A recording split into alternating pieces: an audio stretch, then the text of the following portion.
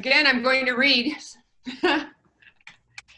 I'd like to call to order the July 16th, 2020 TPA Governing Board meeting pursuant to the Governor's Executive Order number 20-69 and TPA Emergency Order number 2020-03. The Palm Beach TPA is conducting this meeting virtually using the Zoom webinar platform. The TPA selected this platform because it does not require the public to purchase or download any additional software or equipment to attend the meeting. Aside from the Zoom webinar platform that the participants will use to attend remotely, the public will have no discernible difference in their ability to watch the meeting from that of someone physically attending the meeting. Instructions to join this virtual meeting as well as contact information for a TPA staff member to assist you are provided in the published meeting agenda. Please note that although some of the governing board members are attending the meeting in person, TPA board members will be appearing at today's meeting remotely, either via webcam or telephone. Additionally, scheduled presenters and the executive director will also be appearing via webcam or telephone. And I encourage all of you to have your cameras on if you have that available, please. Before we begin, I will summarize our public comment procedure for this virtual meeting. Written documents, comments, and questions may be submitted online at the website provided in the agenda. Verbal comments can also be made through the Zoom webinar platform. When you wish to be recognized, please use the raised hand function within the Zoom platform and then wait to be recognized by the chair. And Margie, you will help me with this, correct? Correct, Madam Chair. Thank you. And we will unmute and you will be unmuted by the meeting host. Lastly, any in-person visitor may submit a comment card available at the welcome table. I have asked Mayor Wilson to open our meeting in prayer and then to lead us in the Pledge of Allegiance. Mayor Wilson. Good morning. Let us pray. Oh, Heavenly Father, we are before you once again with bowed heads and humble hearts, thanking you over and over and over again for your grace and your mercy. Realizing, Father, that through your grace and your mercy, you've been better to us than we've been to ourselves. And with that, we say thank you. Thank you, Father, for a life of hope for now and forever. Father, you know the challenges we are faced with today, and we know that there's nothing too big or too small for you to handle. You're the source of every blessing in our lives. Help us to never lose sight of that, not only during the bad times, but during the good times as well. We ask a special blessing for our chairperson this morning and all of us whom you have allowed to be assembled here today, realizing that we're no strangers to each other, but perhaps friends who have not yet met. We give you all the praises and the glory. Amen. Amen. Please join me in the Pledge of Allegiance. I pledge allegiance. Pledge allegiance to the flag of the United States of America and to the republic for which it stands, one nation, under God, indivisible, and justice for all. liberty and justice for all. Thank you all. Margie, would you please call the roll? Make sure we have a quorum. If I have any members that are muted on their end, we're going to unmute you. And then if you could unmute on your end as well. Joseph Anderson or Catherine Waldron. I believe Commissioner Waldron should be present. Margie, could you speak just a little louder? Yes, ma'am. Thank you. Mary Lou Berger. Here. Joni Brinkman. Alternate Doug Gunther present. Joel Flores. Present. Stephen Graham. Present. Jim Koretsky. Present. I'm sorry. You have to turn the microphone off for the hearing. Okay. Present. Shirley Lanier. Maria Marino. Here, thank you. Melissa McKinley. Here. Michael Napoleon. I'm here. Corey Nearing. Here. Joseph Paduzzi. Alternate Christina Lambert here. Charlie Petroleum. Here. Craig Pinto. Here. Scott Singer, Here. Andy Thompson, Thankful to be here. Pam Triolo, Here. Hal Valashane, Here. Robert Weinroth, Here. Greg Weiss, Here. Steve Wilson. Here. We have a quorum, Madam Chair. Thank you very much. May I have a motion to adopt the agenda? Weinroth moves. Do I have a second?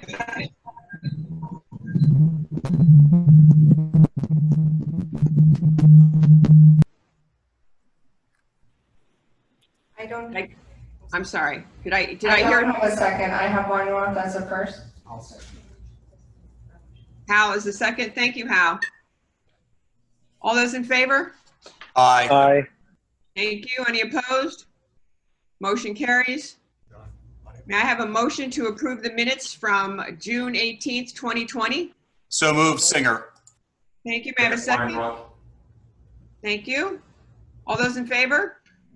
Aye. Aye. Any opposed? Motion carries. Okay, so we are now at item F, which is comments from the chair and members. I just want to thank you all for being here in whatever form you are here in today. And as you know, we will not be meeting in August, so we'll see you again in September. Please pay attention to what's going on in the community. And I know that our school board and our county commission have been working very hard. And please note that all of our staff are working very hard. We were on a League of Cities conference call yesterday, and I think that people at home think that governmental staff is not working, but I know you're working probably harder than before. So I just want to thank our staff and the staff at the county and the school board and other municipalities who have government workers. I just want to say thank you, because we know what they're going through right now, especially trying to put a meeting together where you've got 25 different people and 25 different cameras, plus we have cameras right there in the TPA office. So thank you very much all. And if any other board member has a comment for the board, please raise your hand and utilize that function. And Margie, would you help me with this? Because I actually don't see that function on my screen. Yes, ma'am. And it should be, I believe, in the panelists. If you have participants at the bottom of the participants window, there should be a raise hand function. Okay. And I do have Jim Kretzky with his hand raised in our office. Okay. Mr. Kretzky? Yeah, just quickly, I wanted to bring up an item, I refer to it as a safety initiative that I do think that the TPA could assist on and may benefit other jurisdictions. You know, I've advocated for a number of years that with first all aboard Florida and but now, you know, Brightline and, you know, renamed Virgin. It's, when it comes to North County, in the town of Jupiter, it's going to be traveling at speeds at 110 mile an hour crossing certain intersections, in between intersections, and then it slows down to go across the Loxahatchee River Bridge. But I've advocated, as others have, for a sealed corridor, you know, because I don't think it's not all people, you know, trying to commit suicide. People won't be able to judge a train moving at 110 mile an hour when they cross. So we think this is pretty important in the town. I'm grateful that Brightline has agreed to put fencing in some areas. I don't think it goes far enough, and rather than really, and we're going to pursue with them, but the logical place for that fencing would be within the FAC corridor. And I know that there's sensitivities in different jurisdictions about, you know, about landscaping impacts. But if we could get FAC to generically agree to allow a fence to be put in, that's really the most challenging piece of it. And that would then be optional in each jurisdiction. Then each jurisdiction could at any point in time, when we experience either proactively before or after an event, could quickly move to get fencing installed to protect the public, which is, you know, I think government's, you know, #1 role on safety. It's just an ask I have. I did talk to our executive director beforehand, and he thought maybe this could be something that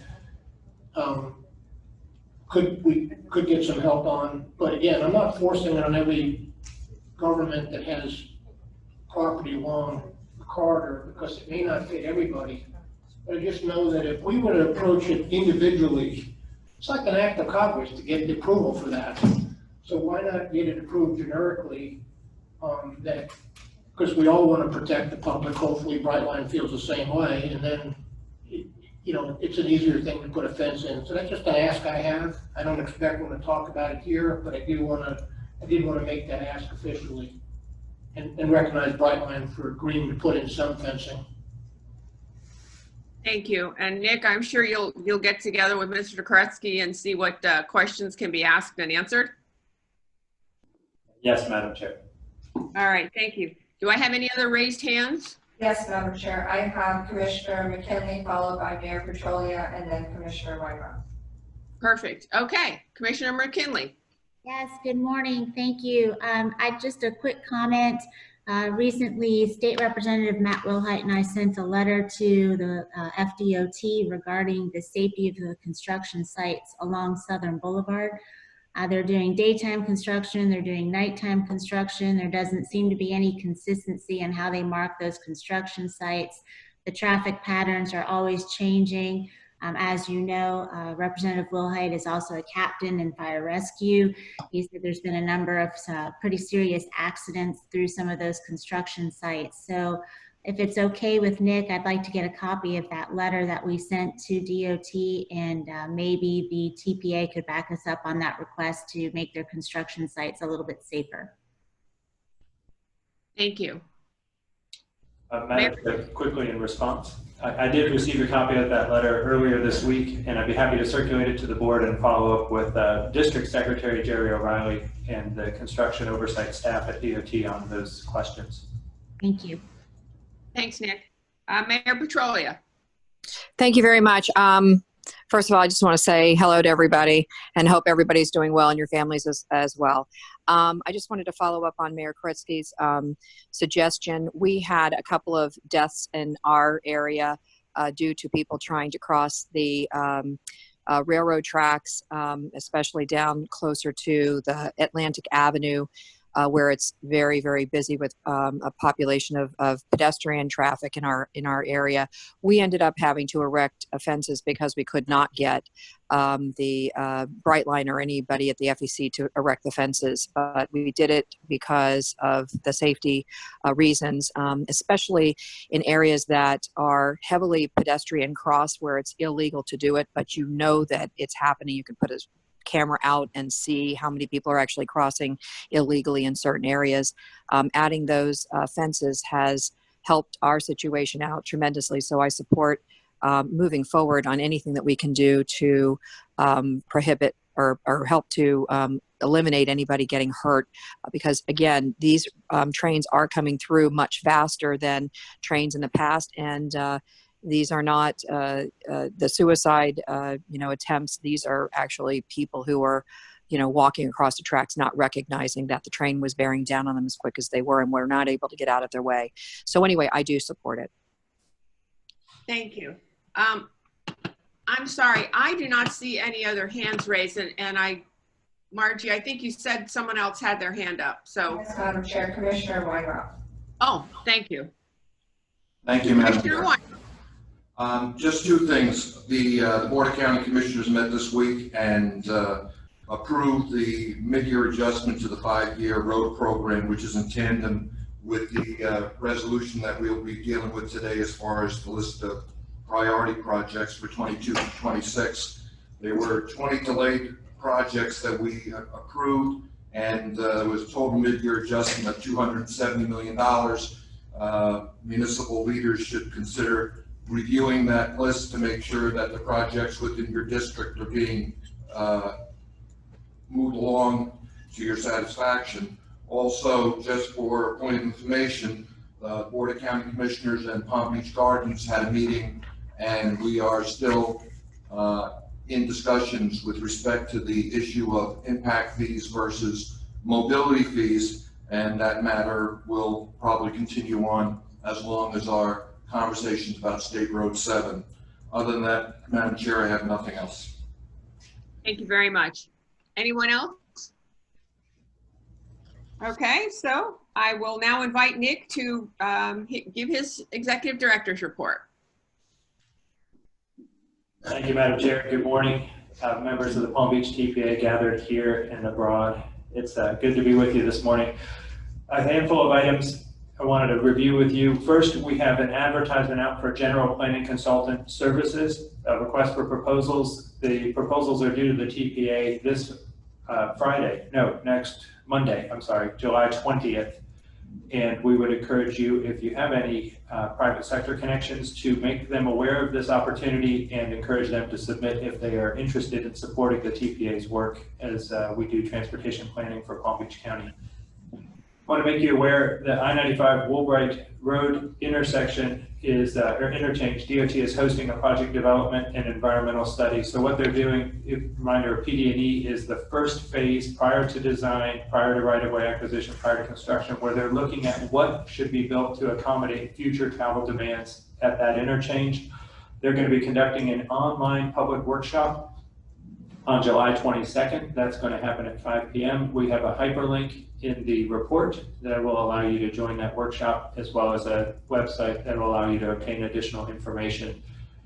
For folks in Boca Raton, the A1A Haven Ash Bridge is going to be undergoing significant maintenance, bridge painting, as well as some above water maintenance.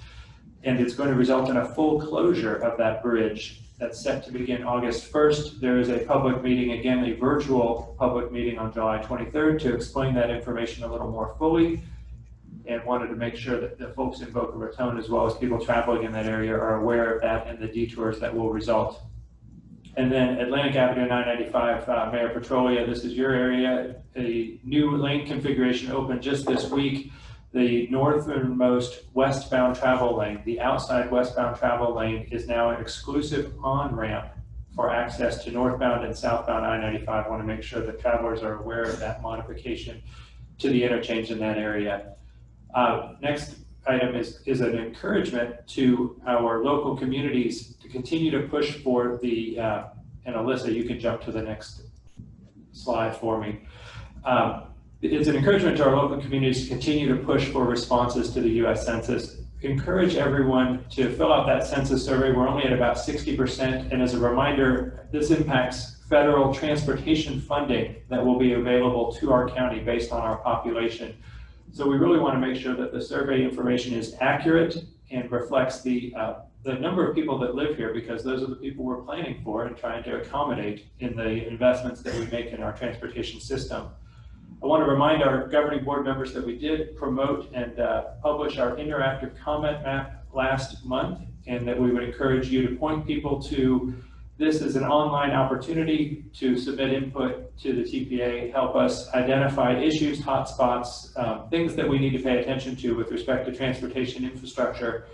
That website is available at palmbeachtpa.org/comment-map.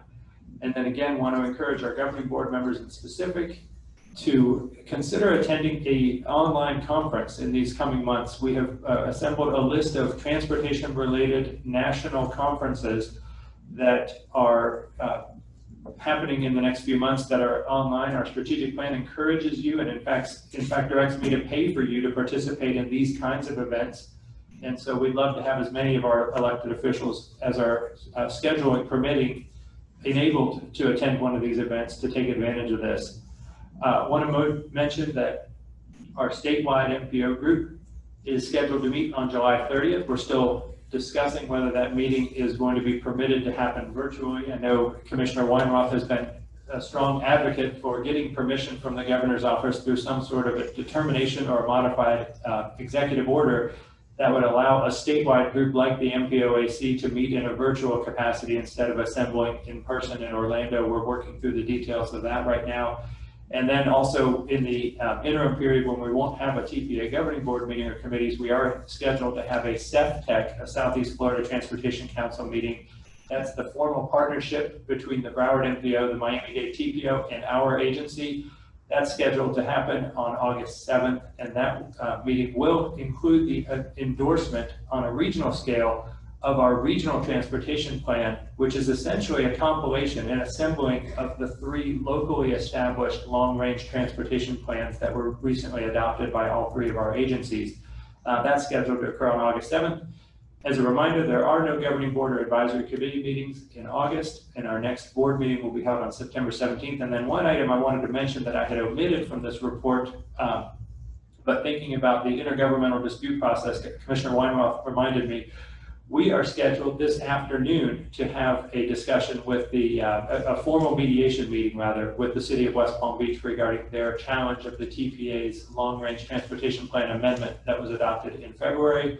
That mediation meeting is a private meeting. It's not a sunshine meeting. Only our chair, Vice Mayor Marino, and I will be attending, as well as our legal team on behalf of the TPA, and only one elected official, Mayor James, as well as staff from the City of West Palm Beach will be participating in that meeting. But I did want to let the TPA Governing Board know that that meeting is happening this afternoon at 3 o'clock. Madam Chair, I think that concludes my report. Thank you for the opportunity. Thank you, Nick. And we don't have any comments about your report, do we? Public comments? No, Madam Chair. Do we have any questions from our board members? I do not see any hands raised, if I'm doing this correctly. Okay. All righty. Now, would any board member like to remove an item from the consent agenda? Oh, I'm sorry. Jim I'm sorry? has his hand raised. H3.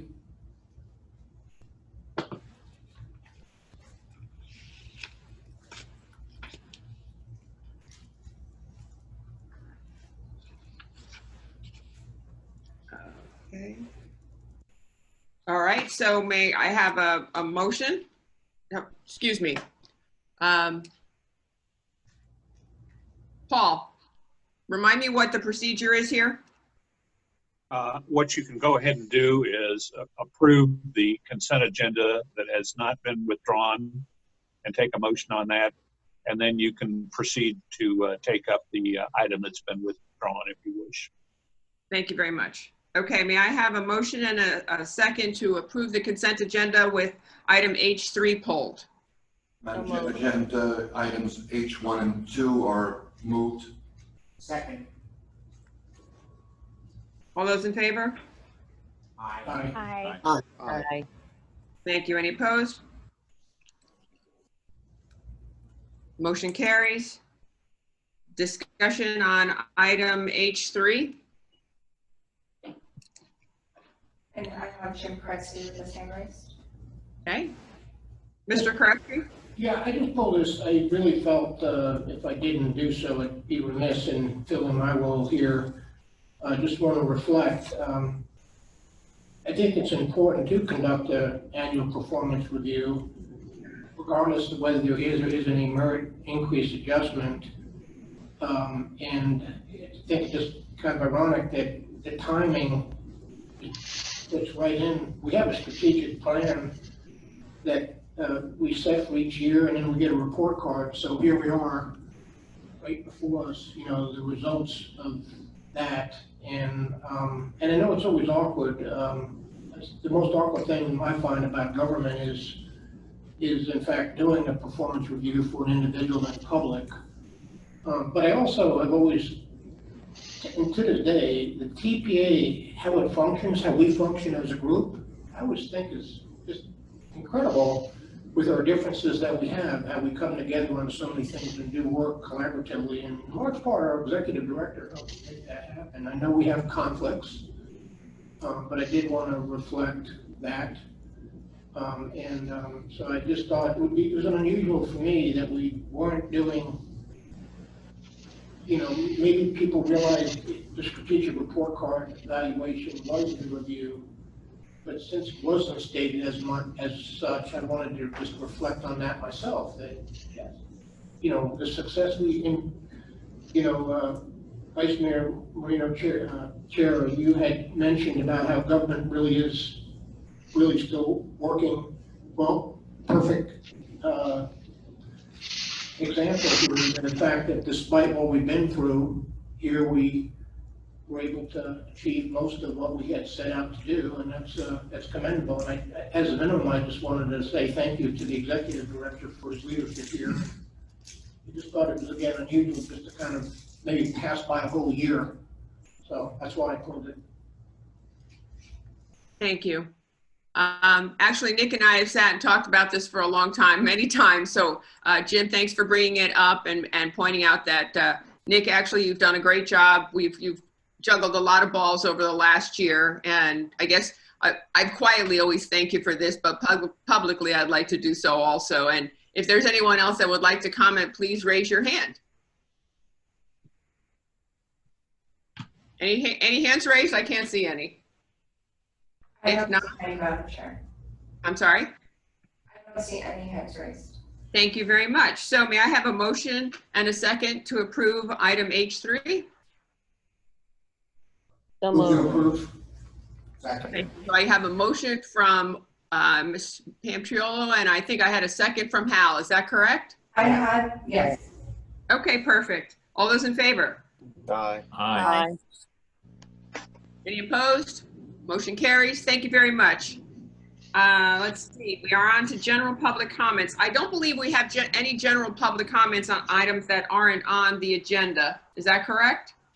No, Madam Chair, and I'm just double checking that we don't have any hands raised in our attendees list. So no public comments, general public comments. Okay, so we're going to move to action items, and action item 2A. I would like to invite Andrew Euler, to TPA Deputy Director of Program Development, to present this item to us. Great. Good morning, everyone.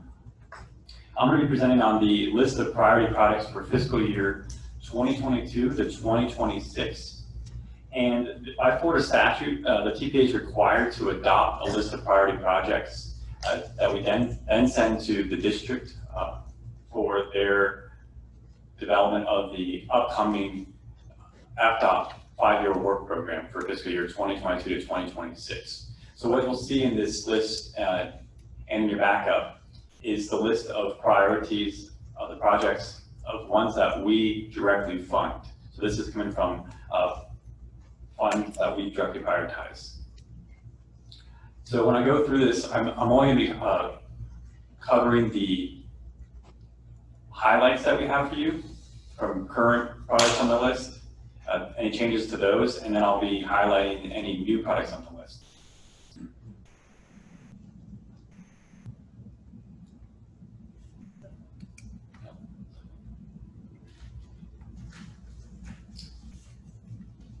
So to restate our mission, to collaboratively plan, prioritize, and fund the transportation system. So through the planning process, we have our long-range transportation plan. We also identify projects through our local initiatives and transportation alternatives program. And now we're at the stage of prioritizing those projects, and then they are funded through the APDOT work program and subsequently also the transportation improvement program.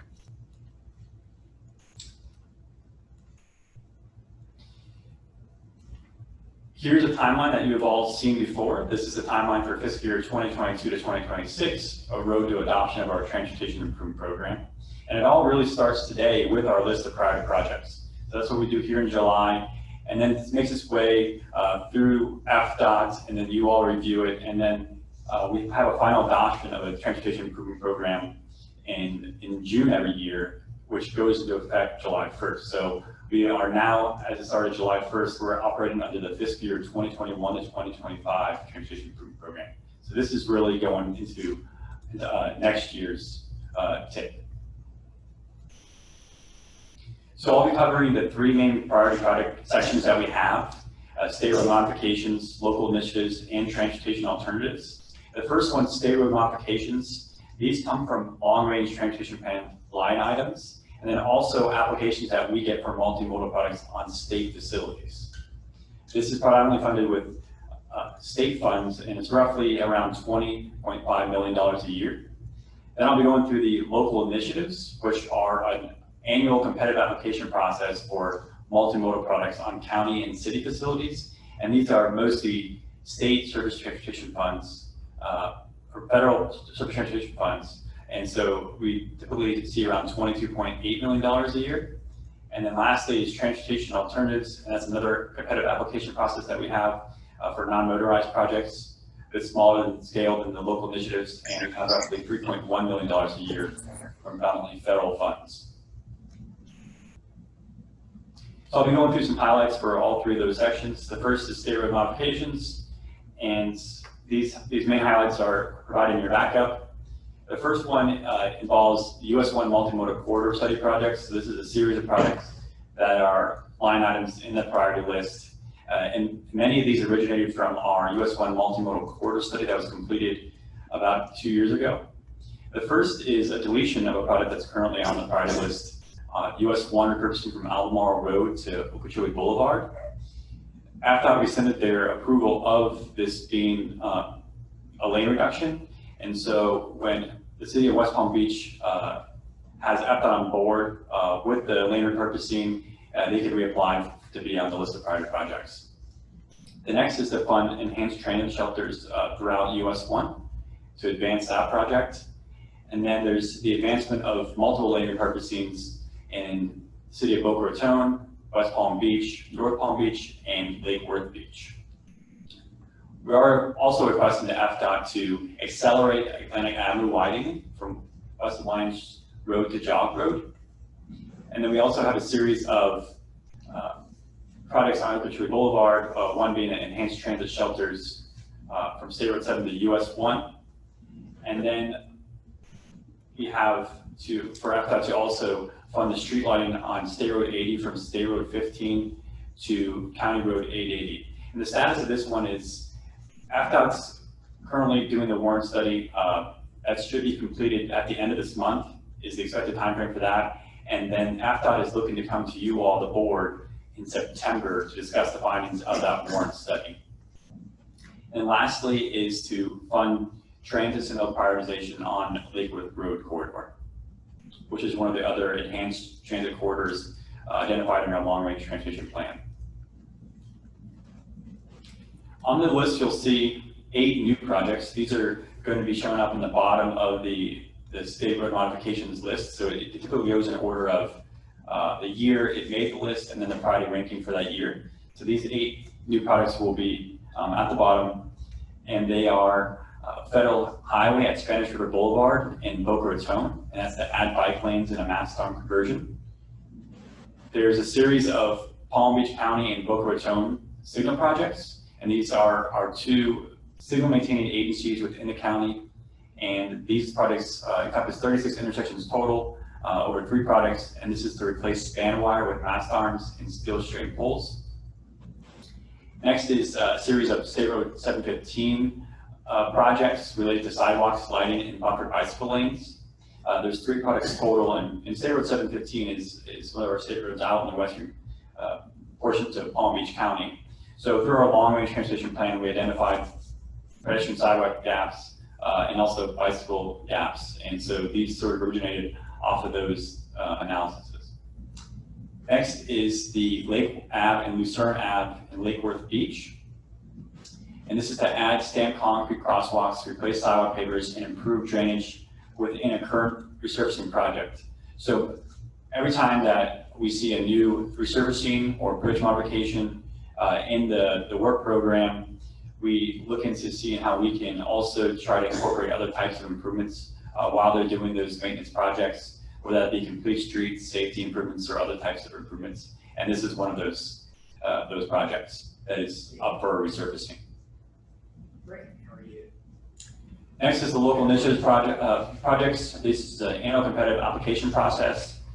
Some changes to the existing projects and the list of priority projects is we are maintaining all the current ones, and they're all moving forward. 2 changes I wanted to mention were adding $565,000 to the FEC Railroad Safety Infrastructure projects, which begins around West Palm Beach and heads north to the county line. There's also an acceleration of connection of the town of Palm Beach traffic signal network. As I mentioned before, Palm Beach County is the main the main entity to manage our traffic signals here in the county. This would connect 4 signals of the town of Palm Beach to the county's traffic signal network. It was originally scheduled a few years out of this, but the town of Palm Beach requested to try to accelerate this project. Palm Beach County Engineering stated that they were able to implement this more quickly. And then APDOT also stated that they have the funding available to implement this more quickly. So this is moved to fiscal year 2022. And then we have 4 out of the 5 new applications that were received that we are able to fund, and we have 2 transportation alternatives projects that we're going to see if we can add to this local initiatives list. It's a recommendation. So these are the products that originated from the 2020 applications that we received, and I'll be going through them each individually. The first is Palm Train for electric buses and charging stations at their maintenance facility. So this is for 4 electric buses total. Next is a passenger rail car for SFRTA, Tri-Rail Service. They're also requesting, this is at $2.5 million, they're also requesting funding from Broward MPO at the same amount of $2.5 million.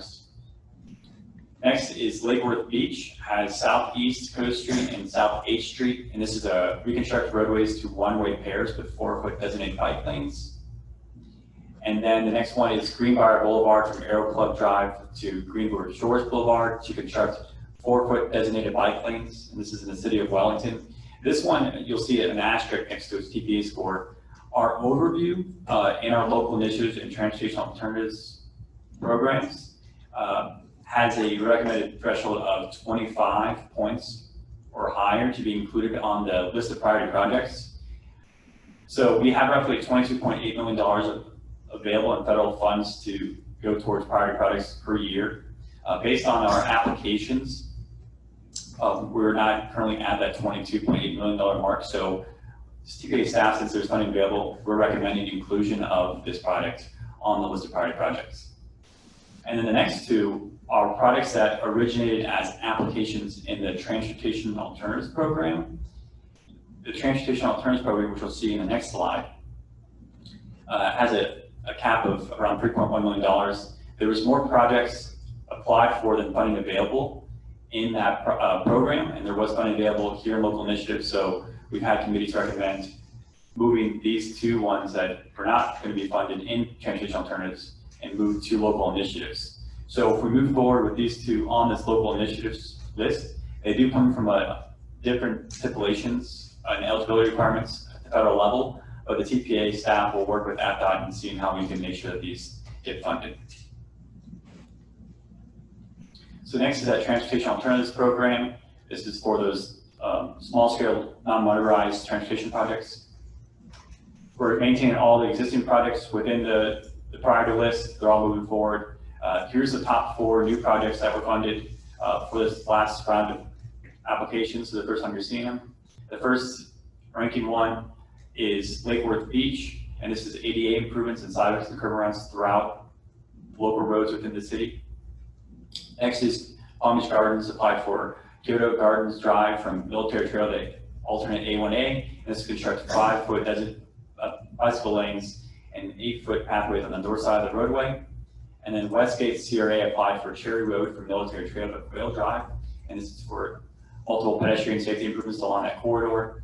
And then Palm Train applied for multiple bus stops to provide ADA bus stop enhancements.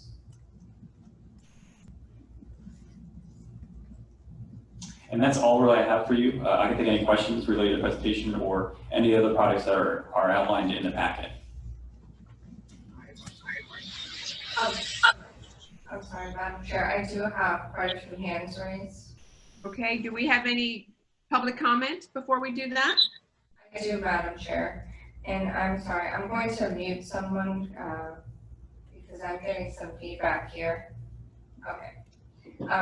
So my first public comment is from Michael Sands, located in Eagle Point Drive, Delray Beach. His comment or questions, will there be a representative? Oh, I'm sorry, that's the wrong one. We're on 3A. I do have one for, I'm sorry. Sir, is this for the current item or for a different item? It's just a non-item. I don't think it's on the agenda. Okay, I'm sorry, Madam Chair. We have someone in person. and they have a general public comment. I'm not sure if you want to hear that or if you want to, A general public comment on this item or on items not on the agenda? items not on the agenda. He just gave me a public comment card. That's a little out of order, but at the moment, what I'll do is, can we finish this discussion and then we'll come back to that? Yes, Madam Chair. So no public comments were received on this one, but I do have in order Shelley Petrolia, Greg Weiss, Robert Weinroth, and I do have more, but I'll list them once we get through those three. Okay, Mayor Petrolia, why don't you go ahead? Thank you so much. And I wanted to just say thank you for all the work that's been done, FDOT on Atlantic Avenue. It's been a long haul, but it's great to see that the actual turbo lane is now designed and people are using it. So thank you, Nick, for bringing that up. Also, we're very appreciative of the work being done for the sidewalks and resurfacing on Swinton. That's underway currently. Thank you for that. I wanted to just mention and ask this question because I'm not aware. Well, I am aware, but I don't know if it's correct. We are looking at purchasing, and we are on the schedule for purchasing the replacement trolleys next year. And the City Commission has come together on several different occasions looking to try to change out the old type trolley with something that's more environmentally friendly. We had one that, the ones that we had were diesel, not even gas, but diesel operated, spewing a lot of, diesel fumes along Atlantic Avenue. We decided to reroute them because of that. And we were thinking we would like to go into something that would be more environmentally sound, like electric or whatever. But it sounds to me, when speaking with our city officials or city staff, that that's not possible in this particular replacement of trolleys, that there are so many parameters that it almost forces you into the old style trolley. Is that true? And is it something that can be changed, or is it something that's kind of set in stone? And I might have asked that a long time ago, but I don't recall the answer. So, and you don't have to answer that right now if you don't have that available, but certainly if someone could get back with me on that, I'd appreciate it. This sounds like a longer discussion. So Shelley, why don't you and Nick get together and see what you can come up with? Will do. Thanks so much. Madam Chair, if I could give a quick response, just because I think it is valuable to other agencies that might ask for the TPA to help them with transit funding.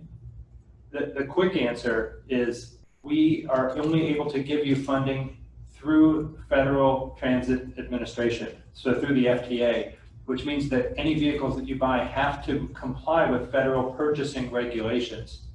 The longer answer that I will work with the mayor on is that we will certainly push on the DOT as the pass-through, or in this case, I think it's actually going to be the RTA, the Tri-Rail, as the pass-through agency. We will push on them to give you as much flexibility as you are seeking in the kind of vehicles that you are purchasing with that federal money we provide to you, but we are constrained by federal regulation. Thank you for that, and that answers the question. I will I'll have the staff discuss it further with you and how we can actually accomplish that. And I know that there are some other municipalities that also had purchased for trolleys as well, so it probably applies to them as well. Thank you again. Thank you. Good question. Commissioner Weiss, you're up next. Thank you. Good morning. My question is, and looking at, first off, there was a lot of really great projects on the list. And so thanks for everybody's hard work on that. Really appreciate too the efforts related to enhancing our shelters and so forth for POMTRAN, and especially with the ADA assistance. But my question is, and I was noticing as we were going through, there's a lot of roads going to be opened up for various projects. Are we working with the school board or some other, maybe even the county, in regards to getting wires run for Wi-Fi connectivity? One of the things that's come out of the last few months is understanding we have a lot of disconnected people in broadband in the county, even in our urban areas. And so I wondered if there were, as I noticed you doing some other work when you're opening up the roads, is this going to be addressed as well? Great question. Nick, you've got any input on that? Short answer again is that we do try to run fiber optic cabling whenever we are doing a road construction project, and the cabling can be accommodated within the limits of that project. The trickier answer is whether that network cabling can be made available for any sort of public consumption of wireless connectivity or internet connectivity. That historically that network has been established for connectivity to only the traffic signal system. There has been conversations about how it was installed and whether we can take advantage of some of the additional capacity on that fiber optic network for other purposes. But I don't know that those conversations have resolved themselves at this time. We can certainly look into it, but I don't have a clear answer for you right now. Okay, I'd appreciate if you could look into it. I think the opportunity is presenting itself, and we certainly see the need in the community.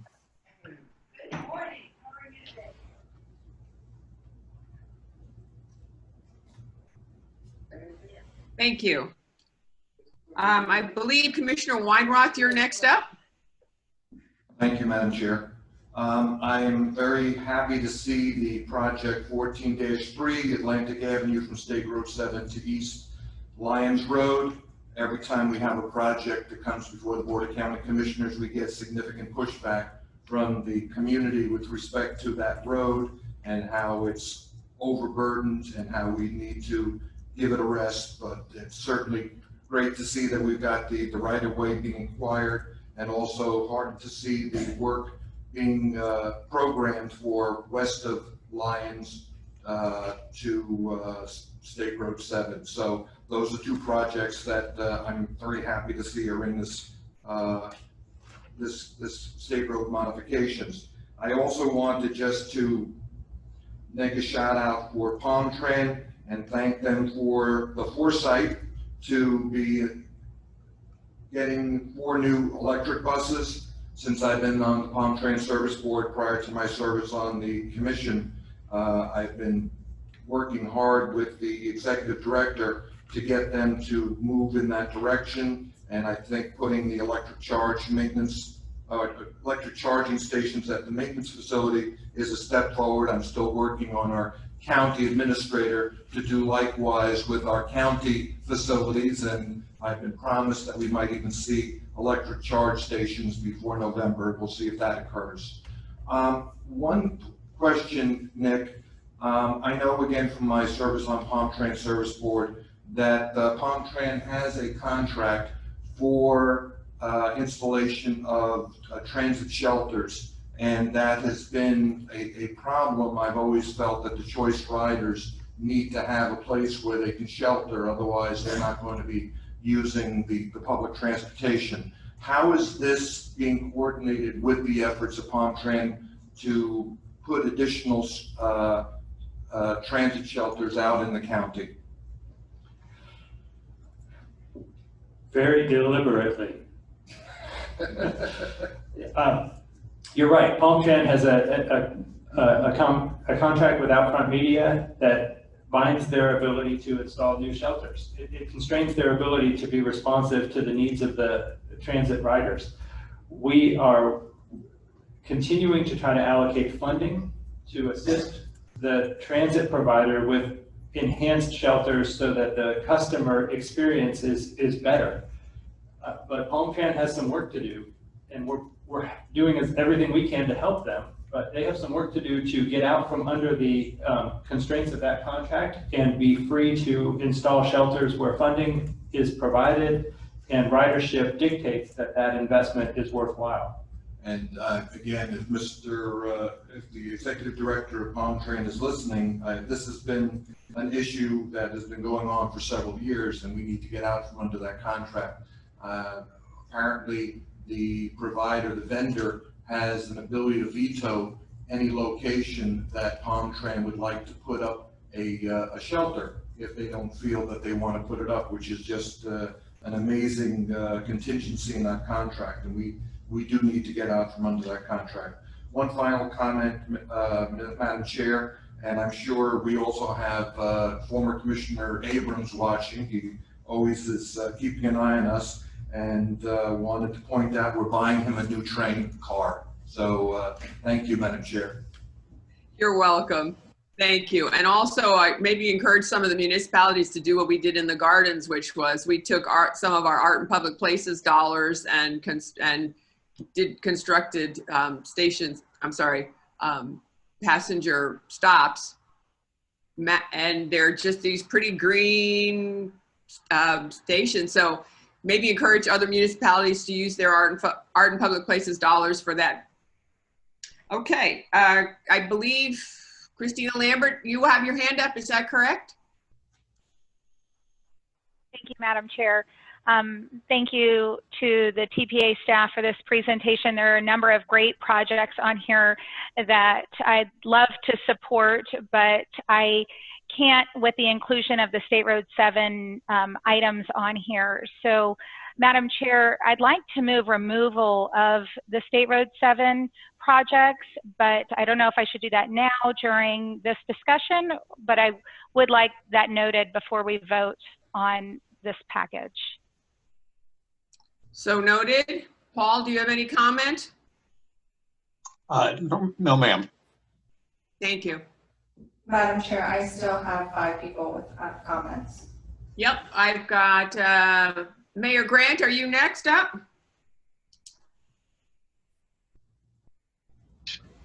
Hello, this is Mayor Grant. Everyone can hear me? Okay, Yes, you're sir. nodding your head. Thank you. One of the comments that I wanted to make is to follow up with what Commissioner Weiss was saying. When we're dealing with these roads, to do more with what we can with a fiber optic backbone throughout the county. I mean, originally our name was the Metropolitan Planning Organization, and we changed it to Transportation Planning Agency. But with COVID-19, we realized that in order to conduct business, you don't necessarily need to leave your home.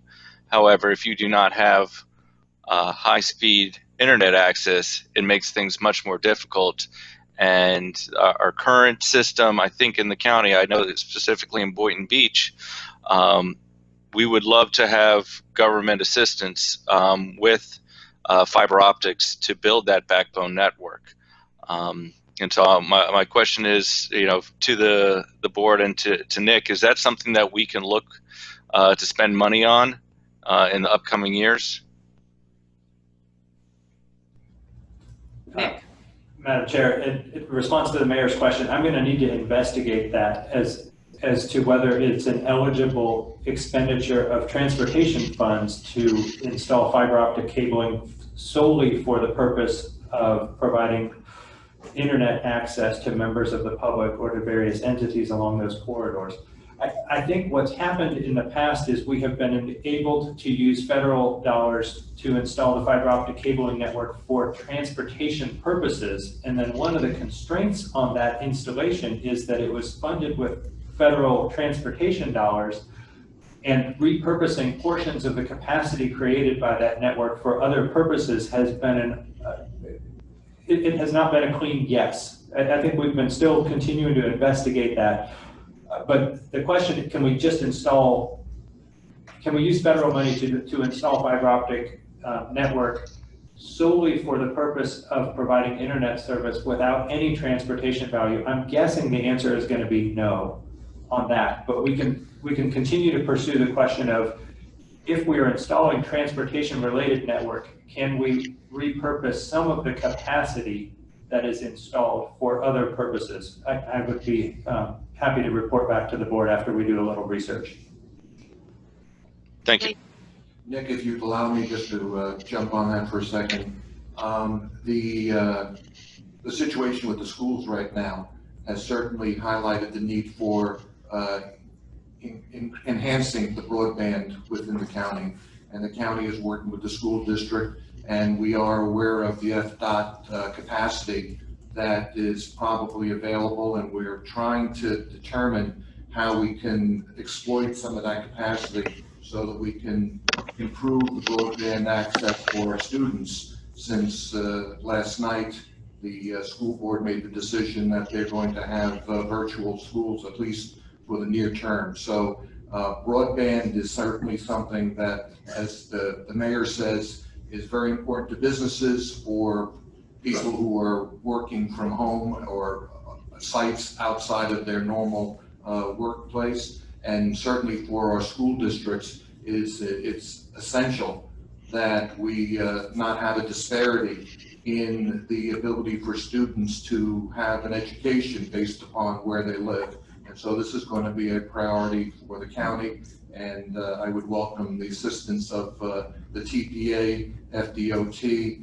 and along with the school district in trying to work towards this goal. Thank you. I was just curious as to whether people have been looking into Florida Lambda Rail. I don't know if anybody is. I can hear you, Hal. Sorry.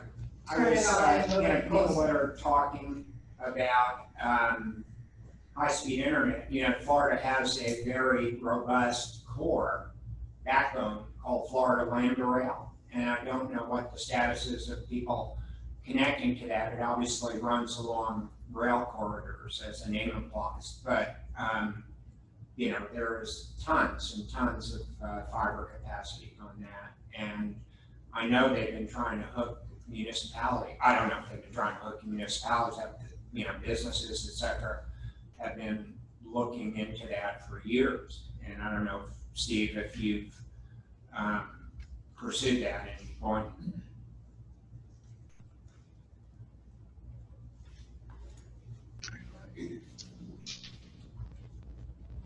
Any more comments on fiber optics?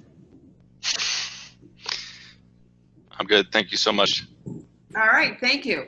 I have, and these are the orders I have, so that's how I'm going to call you: McKinley, Triolo, Koretsky, and then Balashe. So Melissa, would you go next, please? Yes, thank you. First, I want to thank Nick and the TPA team for including the street lighting on State Road 80. Nick, it's a shame that we're not doing a performance review today because I'm very excited when I see this list of projects. Number two, I really wish we could stop voting on State Road 7 at every damn meeting that we have. It's getting old. We need to figure out a remedy to this constant back and forth battle. But the last thing I want to discuss is connecting to Wi-Fi. I mean, this was an idea that I brought up at our county commission meeting on Tuesday. It's something that legislatively I worked with Todd Von Laren on when I was his aide.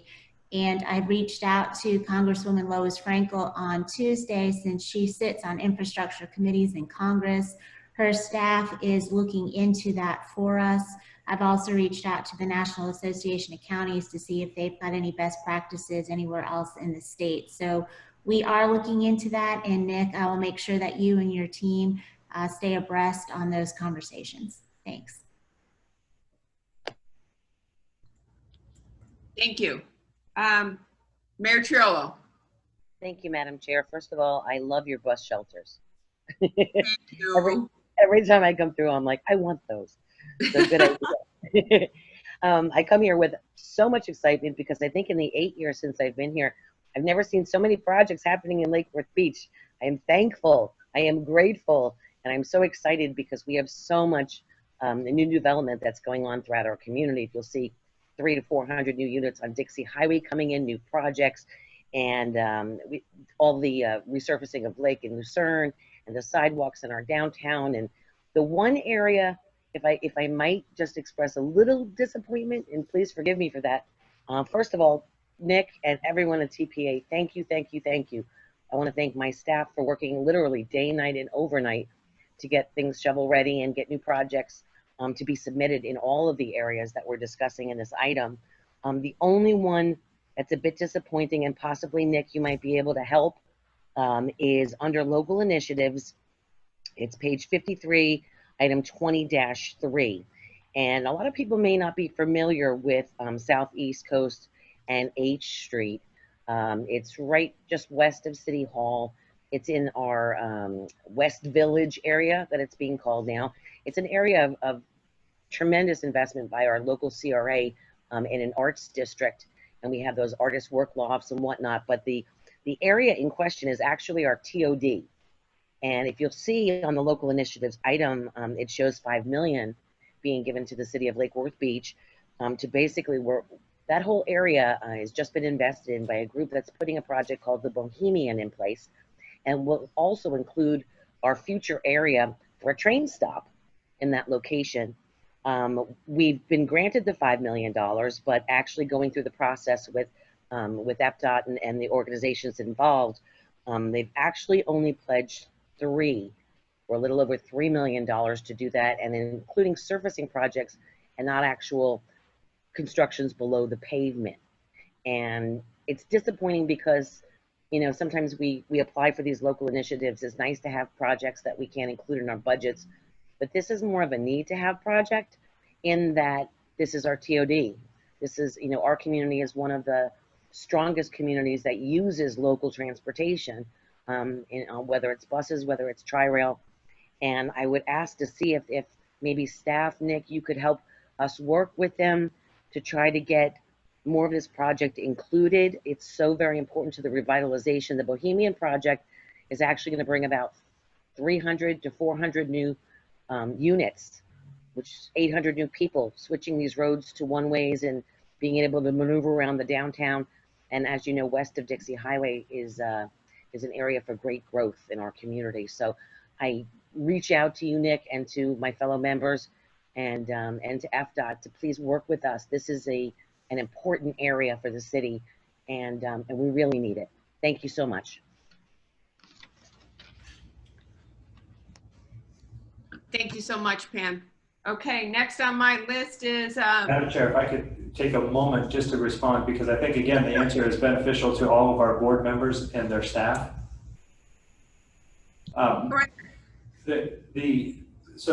We love the project. First, it was a great application. It was actually submitted to us last year as a slightly different outcome, and it was not eligible for funding last year. It's been refined. The Coast Street project in Lakewood Beach has been refined to comply with federal aid eligibility rules.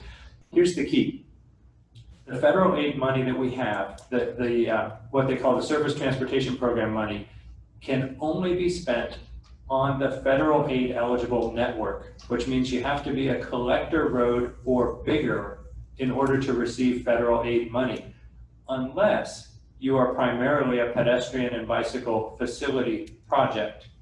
The revisions to Coast Street actually made that project function as a pedestrian and bicycle primary project, but there are restoration elements in the project, kind of maintenance components in the project, that because it's not on the federal aid system, those components are not able to be funded with the funding the TPA has available to put on its priority projects. We've actually done a lot more by allowing it to be in the local initiatives program as a pedestrian bike project. We've eliminated the threshold of the cap of $1 million and been able to allocate $3 million to it. But the maintenance components, the restoration components of the project are not able to be funded with TPA money because it's not on the federal aid eligible network. It's not a big enough road. So I want our local elected officials and our local partners to be aware of that. The dollars that we have, the 22, I think Andrew said 22.8 million a year that we have available in federal aid for not state roads, still have criteria associated with them. We want to use those as well as we can. We want to give as much money to our local partners to enhance your communities as we're able to, but we're ultimately subject to those federal regulations. Any follow-up, Pam? Yes, thank you. No, I'm so grateful, Nick. Really, I am. I don't mean to sound like sour grapes, but it's just being a TOD. Is there anything else that we can do, do for that, since that is a crucial intersection for what we're talking about, all alternative forms of transportation? Because that's a big, heavy load. If you're looking at 3.2, I think their number was 3.292586, and we were expecting 5. That leaves us with 3.5 million in infrastructure improvements to that project. That's a heavy load right now, especially in the middle of a pandemic, but we want to get that done because that project is moving ahead in that area, and there's going to be a lot of traffic there. We're going to need all the help we can get. Is there any other way around, you know, is there other alternative forms of funding for that, Nick? Or you know what? I won't waste any of everyone's time. Nick, you and I will talk another time. Is that okay? Yeah, we're happy to work with you more offline. I think there may be some creative options we can explore, and we're willing to have additional conversations. I would love that. Thank you so much. Appreciate it, guys. Thank you. Mr. Kretsky, I have you next. Yes, thank you, Chair. There's a project that, at least for the town of Jupiter, is a priority state road modification project. It is on the project scheduling report that we'll get to on agenda item 4A, and there may be a logical reason why this can't be on the priority list, and if so, I'd like to know why. But you know, Indian Town Road, at least a year or two back, was the most overcapacity 6-lane road in the county. And I know I've been working on that for many years. So there's a interchange modification, a northbound off-ramp is being changed that we somewhat commandeered to incorporate state road modifications through to Central Boulevard, and the town is funding that. And that was scoped out about 3 years ago, and you know, sometime it'll eventually get done, but I just would love to see it as a priority because it is funded. But there may be a logic because it's an interstate, but then it is a state road. So we expanded the scope to include the state road mods, and it just hurts me that we're not recognizing that as a priority strategic, you know, state road modification. So I just asked Nick, would that be eligible, and why not? And could we, by some other means, emphasize its importance so it doesn't kind of get lost in the, because I'm not asking for funding here. The town is effectively funding the state road modification for the most part, because nobody else would step up. It is important to us. But we just feel better if it was made a priority. Nick, I don't know if you have any comments about that. The short answer is this is a priority list. This is a priority list that directs funding. I understand. And so if you're not asking for funding, then you really don't need to be on the list. That being said, the kind of work that the town has committed to doing on Indian Town Road, to paying for, that the DOT will be constructing, is exactly why we created the State Road Modifications Program, so that local government could say through the TPA to the department, this outcome matters to our community. Let's use state resources to better construct state roadways so that we don't have to allocate our local dollars to modify the state roads. That's the whole purpose of the program, to give you the ability together collectively to decide which state roads warrant modification, and then to get those modifications funded without having to allocate some of your local resources to those outcomes. And well, I appreciate that, and I expect that was the answer. Kind of the shame of it is that's so important to us that we're even stepping up to fund it, but then it doesn't get classified as a priority project, right? It just doesn't seem right. But thank you for the explanation. Mayor Pinto, Vice Mayor Marino was kicked off of the Zoom meeting, and she's trying to reconnect. She asked that you take over. I have comments from Hal Valashay and Robert Weinroth. Okay, continue. I did have a question for Chair Marino, but maybe Andrew can answer it. The Kyoto Gardens Drive that's on the local initiatives or you know, the local application process, that runs exactly by Florida Power and Light's new project. And I was just wondering if the city is collaborating with Florida Power and Light, because it's $1 million allocation that I know they're going to be doing significant modifications to that road, making entranceways, etc. So is there a collaboration going on between the city and I'll have to follow up with our staff on that and look through that. Maybe Nick has an answer to that already, but Yeah, we're getting real-time updates. So Natalie Crowley is the director of planning for the city. She just texted me and said, yes, we have the FPL support for the project that we've asked for, and we'll be coordinating the improvements of that corridor with anything that they're going to be doing on their property. Yeah. All right. Thank you. Okay, we had someone else who had. And Vice Mayor Wyman. Yeah. Thank you. Just a point of order, just Paul, Commissioner Lambert has raised the issue of wanting to amend this motion to adopt.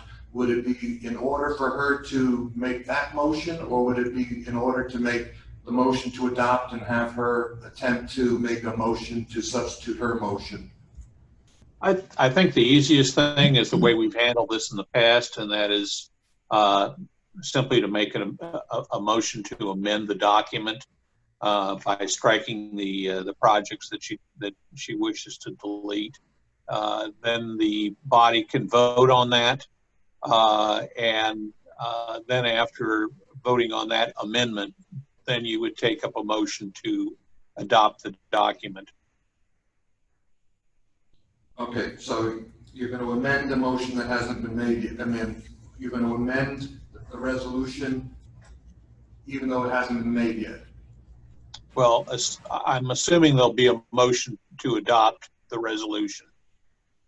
All right. Are there any more comments, or can I make the motion to adopt? I have no more hands raised. All right, then I'll make a motion to adopt a resolution approving the fiscal year 22-26 list of priority projects. Second. Jim Marino, are you back? I believe she's trying to connect to her audio. Okay, so we have a motion on the table. We have a motion and a second. We have to do this by roll call? I do have Commissioner Lambert has her hand raised as well. I'm sorry, I couldn't hear what you said. I have Commissioner Lambert with her hand raised. Oh, you're recognized. Thank you. So if I am to understand, I can make the motion to amend now, or I need to wait until after the vote? Okay. So I'd like to make a motion to amend the list of priority projects to remove the State Road 7 project from 60th Street to North Lake Boulevard and State Road 7 project from Okeechobee Boulevard to 60th Street. Second. Member Marino, are you back? I am. Okay, there's a motion and a Why don't you second. go ahead and close out the motion? I'm sorry, go ahead. Go ahead and close out the motion. All right, we close out we have a motion and a second for as stated, and I'm going to turn the gavel back over to you, Chair. All right, we have a motion and a second. Since I missed the motion itself, Paul, could you reread the motion? You have an amendment on the floor. Yes, ma'am. Where we're at is a motion was made, I believe, by Commissioner Weinroth to go ahead and adopt the list of priority projects, and then Commissioner Lambert made a motion to amend to strike the State Road 7 projects. So what you would be voting on at this point would be is the amendment. Yes, the amendment, whether or not to strike those projects. A yes vote would be to amend and to strike those projects. And this would be a roll call vote? Yes, however you wish to proceed. Paul, I'm sorry. For the records, that way it's clear for the record, we will do this as a roll call vote. Right. So just as a reminder, if you vote yes, you are taking State Road 7 off. And if you vote no, you are keeping it on, correct? Correct. Okay. Go, Margie, why don't you go ahead and call the roll? Okay, Madam Chair. And just to clarify, the two projects, Commissioner Lambert, was State Road 7 from 60th Street to North Lake Boulevard and State Road 7 from Okeechobee Boulevard to 60th Street. Okay, you're nodding. I just want to confirm. Okay, Joseph Anderson. Mary Lou Berger. I can't hear you, Commissioner Berger. Can you move me towards the bottom? Can you move me towards the bottom, please? Yes, ma'am. Joni Brinkman. Thank you. I'm sorry, Doug Gunther. No. Joel Flores. No. Stephen Grant. No. Jim Koretsky. No. Shirley Lanier. Maria Marino. No. Melissa McKinley. No. Michael Napoleon. No. Corey Neary. Yes. Christina Lambert. Yes. Shelley Petrolia. Yes. Fred Pinto. No. Scott Singer. No. Andy Thompson. No. Pam Chirolo. No. Hal Balache. No.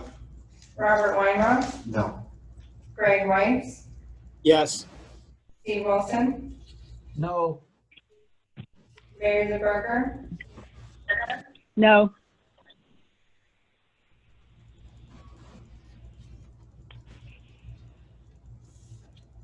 Is that all the votes? Yes, ma'am. It Okay, fails so the motion 15 to- fails. I'm sorry, Margie, why don't you go ahead and say. 15 to 4. Okay, thank you very much. Now we go back to the original motion, which is to approve action item A, correct? Yes, ma'am. Do we need a roll call for this, or can we just say yay or nay? We need a roll call, Madam Chair. All righty.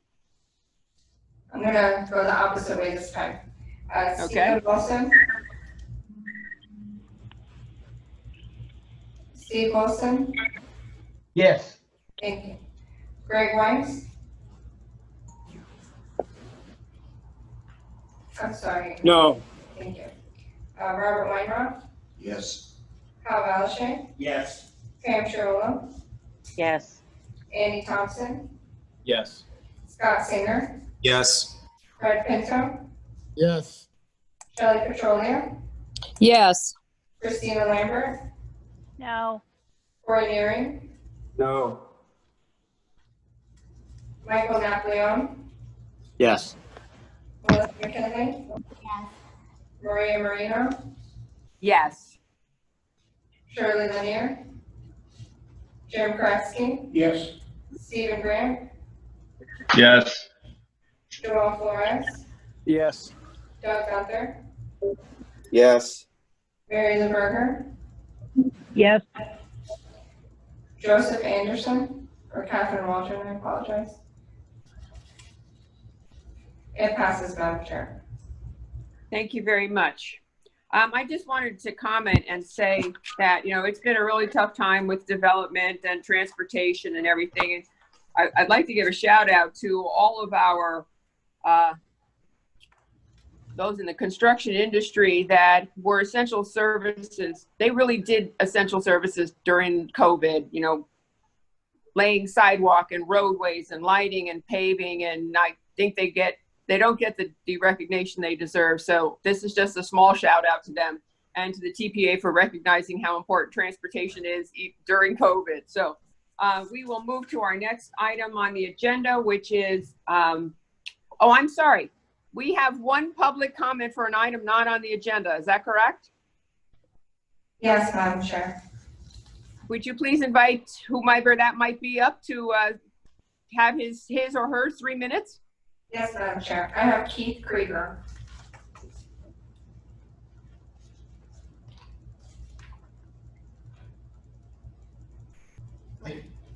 And can you say your name and address for the record, please? Good morning, all. My name is Keith Krieger from 23 Princewood Lane, Palm Beach Gardens, Florida.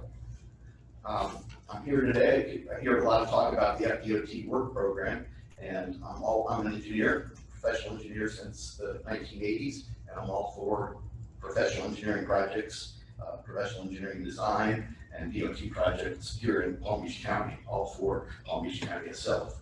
I worked my entire career from West Palm Beach as a highway engineering consultant to the FDOT, primarily with District 4 in Fort Lauderdale. I have some issues with the way DOT goes about procuring FDOT engineering services. and the effect that it's having on the engineering companies here in Palm Beach County. There's a lack of work here in Palm Beach County as far as engineering design. The FDOT preference for engineering companies from Miami-Dade County is also adding to that discrimination against engineering companies here in Palm Beach County. I've done a lot of research and I've confirmed the data. I've provided it to the County Commission and also to Nick and spoken with Nick about it. I believe that Nick agreed with my concerns generally and offered that at some point in the past he had previously suggested to the Transportation Planning Agency that the DOT District 4 headquarters be relocated from Broward County to somewhere here in Palm Beach County. I've discussed the issue with District 4 Secretary Jerry O'Reilly as far back as 2016 and with FDOT Inspector General. The FDOT itself does not intend to make any changes with the way they're procuring projects, and that's leaving the firms in Palm Beach County kind of shorted. I had suggested to the TPA that making a request to the DOT for an explanation of the information I provided with my online comment last night. I provided the latest spreadsheet that shows a lack of engineering work here in Palm Beach County from the DOT. And so I'm here today to make my request an official part of today's meeting, official part of the meeting. And I'm also here if anybody has any questions. I can try to answer any questions. I again thank you all for your service to Palm Beach County. I'm a resident of over 50 years, and I'm Keith Krieger from Palm Beach Gardens, Florida. Any questions? I'm ready to go. Thank you very much. Thank you. Okay, so now let's go on to item B, motion to approve the TPA's fiscal year 21 strategic plan. And I invite Valerie Nielsen. Valerie, I haven't seen you. So Alyssa, are you doing the presentation? I'm here. Good morning. Good morning. Morning, hi, everyone. Valerie. Go for it. So I'll be presenting a few highlights from fiscal year 20. We follow the state fiscal year, which runs from July 1st through June 30th. So we just finished fiscal year 20 and began fiscal year 21 on July 1st. Fiscal year 20 was a big year for us. Here's a picture not too long ago of some of our board members in our boardroom doing a ribbon cutting. A few of the highlights from this past year include that we became an independent agency, we moved to a new office building downtown, we adopted our 5-year update to our long-range transportation plan for 2045, we created an online comment map, and we hosted a transit peer exchange and a Vision Zero workshop, which we were really excited because after that, we got one new Vision Zero city. Congratulations, City of Boynton Beach. We have put together an annual report to highlight some of the activities and things that happened in fiscal year 20, and that's available on our website. But it focuses on our 6 goals that advance our mission and vision. And I'm just going to go through that quickly to get to fiscal year 21 strategic plan. But this is what it looks like. It has some pictures and some highlights. You can, on the left, you see a picture of our February board meeting where we had a lot of public participation, over 2,000 public comments in a full boardroom, and then various other pictures throughout the year. Also our comment map on the left to receive more public comments. We also highlight some of the projects that began or were constructed over this past year with TPA funds, and just highlight in general some of the events that happened over this past year, as well as our strategic plan report card. So for our fiscal year 21 draft strategic plan, this is a 1-year document focused on specific actions that we want to advance to achieve our vision and goals above and beyond our 2-year unified planning work program. This is not a required document by federal state regulations, but it's been a best practice by the TPA since 2016. On June 22nd, our board subcommittee met to review our fiscal year 2020 strategic plan, our progress, and recommend updates to the fiscal year 21 strategic plan. And that's what I'm going to present now. So under our first goal, engage the public, I'll be highlighting in red the items that are changing, things that are being deleted are strike through, and new things are underlined. So under item 1A, we our goal last year was to create a pilot interactive comment map. Well, we created that, so now we revised that to say we want to promote our interactive comment map, and our outcome is that we want to achieve 500 comments by next June. Under Goal 1, Action C, we expanded it to say conduct or support outreach events and campaigns.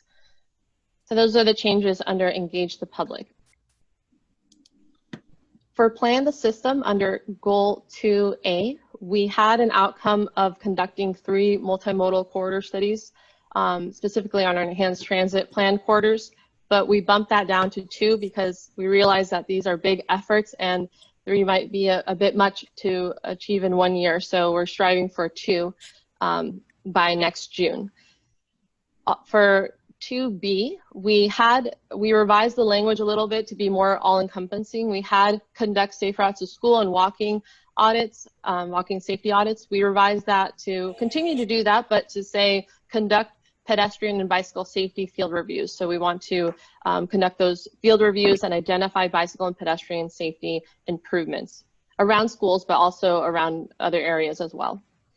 And under this goal, we also added a new action to include for this year. We try to have around 3 to 5 actions per goal.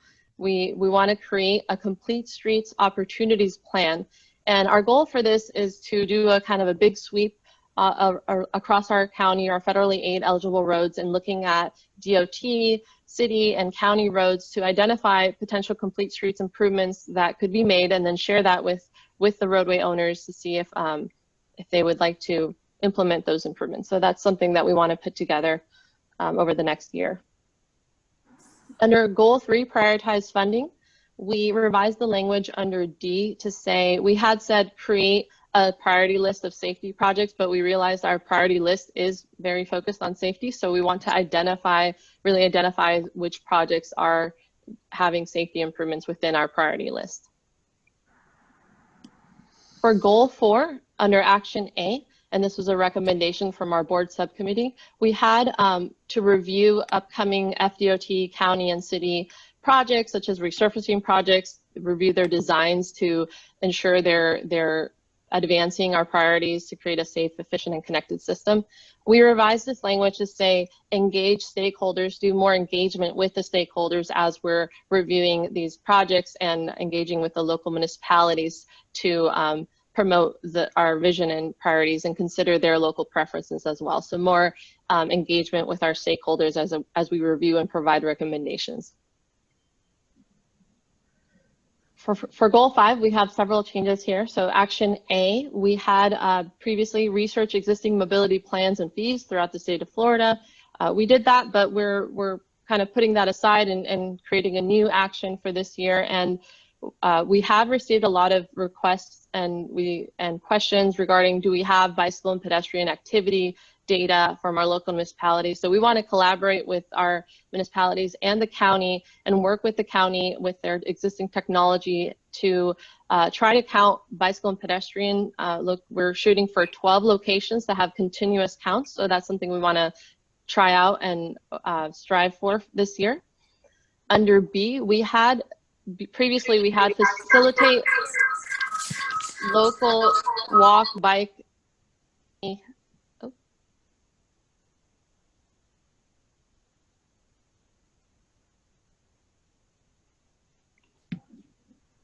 Can you guys hear me? Now we can hear you. Now we can. It said I was muted by the host, so I wasn't sure. Okay, so under 5B, we had facilitate local walk, bike, and age-friendly designations, which we want to continue to do, but we're not really in control of that. We can't force a city or the county to get these designations. So we want to continue facilitating, but instead of setting us up for a goal we might not be able to achieve, instead we said assist our local governments with transportation studies and plans. So we want to assist at least 3 local governments with as being a funding partner for example, complete street studies, mobility plans, and things like that. For Action D and E are new actions under this goal. So we want to create a complete streets project video by next June, focusing on Palm Beach County and other highlights of projects in South Florida that we can highlight, because we don't we know that there's a lot of complete streets projects going on around the country, around the state, but we really want to highlight some of the things that are happening in our own backyard, and hopefully that will serve as an example for our local municipalities, for projects that we're trying to achieve but we're really not sure of, finding some of these similar projects that have already occurred recently or here in our area. So that's something that we want to do by next June. And then E, a new action that came up from our subcommittee was to facilitate a discussion of our long-range transportation plan projects and their inclusion in local comprehensive plans. So we want to engage a little further with our local municipalities and their comprehensive plans to align our LRTP projects with their plans and provide a summary report of that by next June. And then finally, the last goal, administer the agency, goal 6. On action C, we had moved to a new office and meeting space, and we achieved that. So a new action that we want to pursue is to pursue a designated, a workplace designation. So this could be a best places to work, it could be a bicycle-friendly business. We want to explore some various designations and achieve at least one by next June. So those are the revisions and the proposed changes for our fiscal year 21 strategic plan.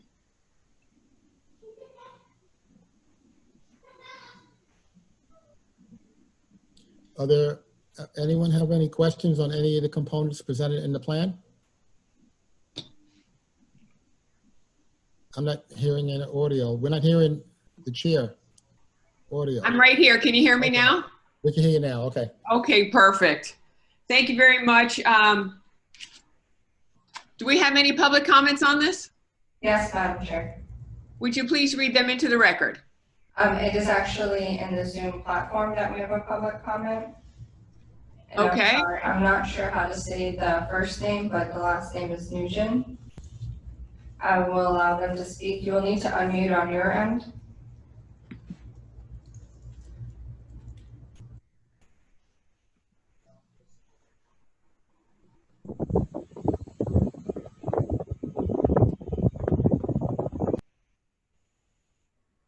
I'm sorry, Madam Chair. Oh, are you there? They unmuted and then they muted themselves again. Okay. I think the last name is Wynn. Madam Chair, they lowered their hand as well, so I'm not sure if they're still planning to make a public comment, but I've tried unmuting them so that they could speak. But they have to control it on their end as well. All right, so then I will go to, I need a motion to adopt a resolution approving the fiscal year 21 strategic plan, and then I will open the floor to discussion. So moved. So moved. Second. Okay, so I had a motion from I had a motion from Pinto, second from Flores. Thank you very much. Okay, I have Commissioner Weiss, your hand is up, and Commissioner Weinroth, yours is also. So I'll start with Commissioner Weiss. Thank you very much. So my one of the things I think, you know, is an opportunity to include in here is to really look at the impact of transportation from the pandemic and what it's done and what the future impacts are going to be.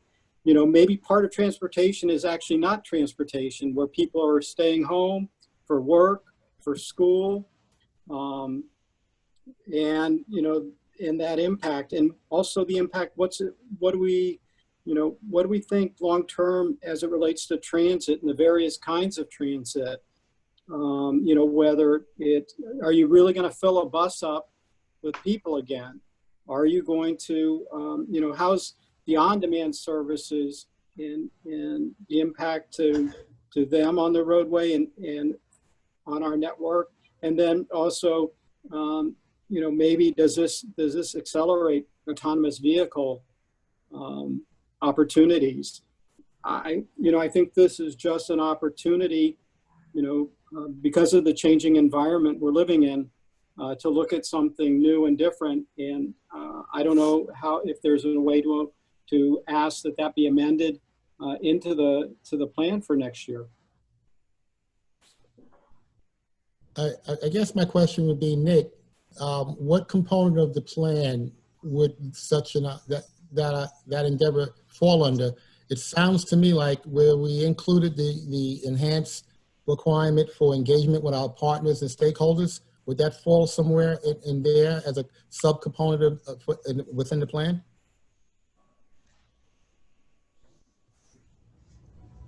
Madam Chair, I'm not sure if it matters where we stick it, but I hear the point that we should be doing some sort of an assessment of commuting patterns during the pandemic and post-pandemic. The post-pandemic is going to be, it's going to be challenging to predict, but we can do as much data collection as possible and then try to assemble some, Mayor Pinto is fond of the term subject matter experts to give us guidance on what our predictions ought to be based upon as we look at the future. Thank you. Thank you. Greg, is that okay with you? Yep. Thank you. Okay. Appreciate it. Commissioner Weinroth? Thank you, Madam Chair.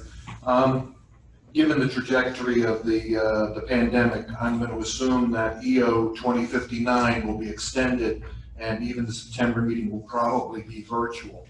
However, notwithstanding that, I think when we talk about Goal 1, engaging the public, I think we should take a lesson learned from what we've been doing today and in previous virtual meetings and be able to provide a video link to the TPA board meetings to the community to facilitate their engagement on an ongoing basis. So I would think that we could add an item E to Goal 1 to, again, provide that ongoing link to our community of TPA board meetings and allow the community to be able to, again, have the opportunity to opine during that portion of our agenda.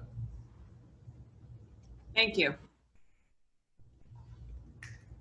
I think the next hand up is Councilmember Koretsky. Just on the same goal under engaging the public, I think and I appreciate, by the way, the effort of all on putting this together.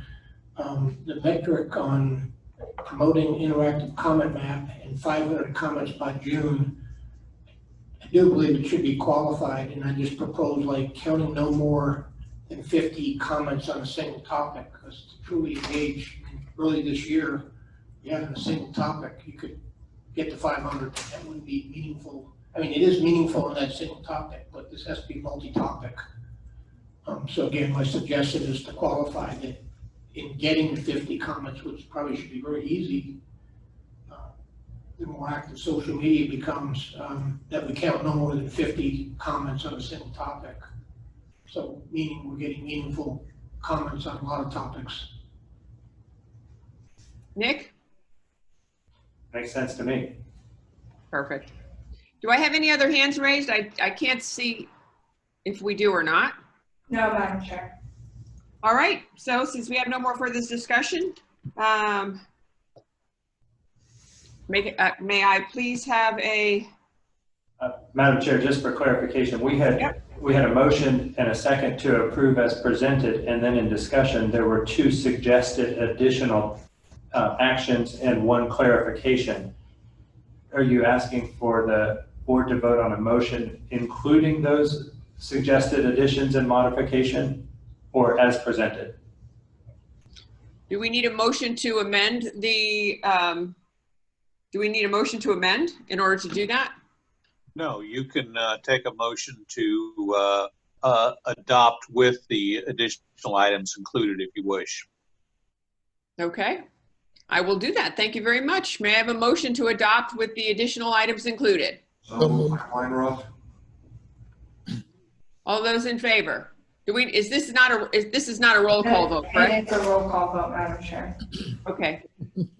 Then would you please call the roll? Mary Lou Berger.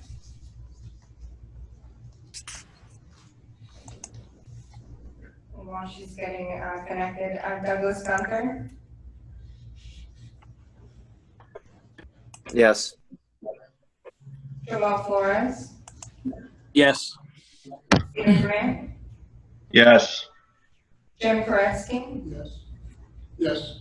Shirley Lanier, Maria Moreno, Yes. Melissa McKinley, Yes. Michael Napoleon, Yes. Corey Neary, Yes. Christina Lambert, Yes. Shelley Petrolia. I'm not sure if we lost her on the call. Fred Pinto. She's muted, that's why. I apologize, Mayor, I didn't catch that. Yes. Shelley Petrolia, yes. Thank you. Mayor Pinto, Yes. Scott Singer, Yes. Andy Thompson, Yes. Pam Shirula, Yes. Hal Valashay, Yes. Robert Weinrock, Yes. Greg Weiss, Yes. Steve Wilson,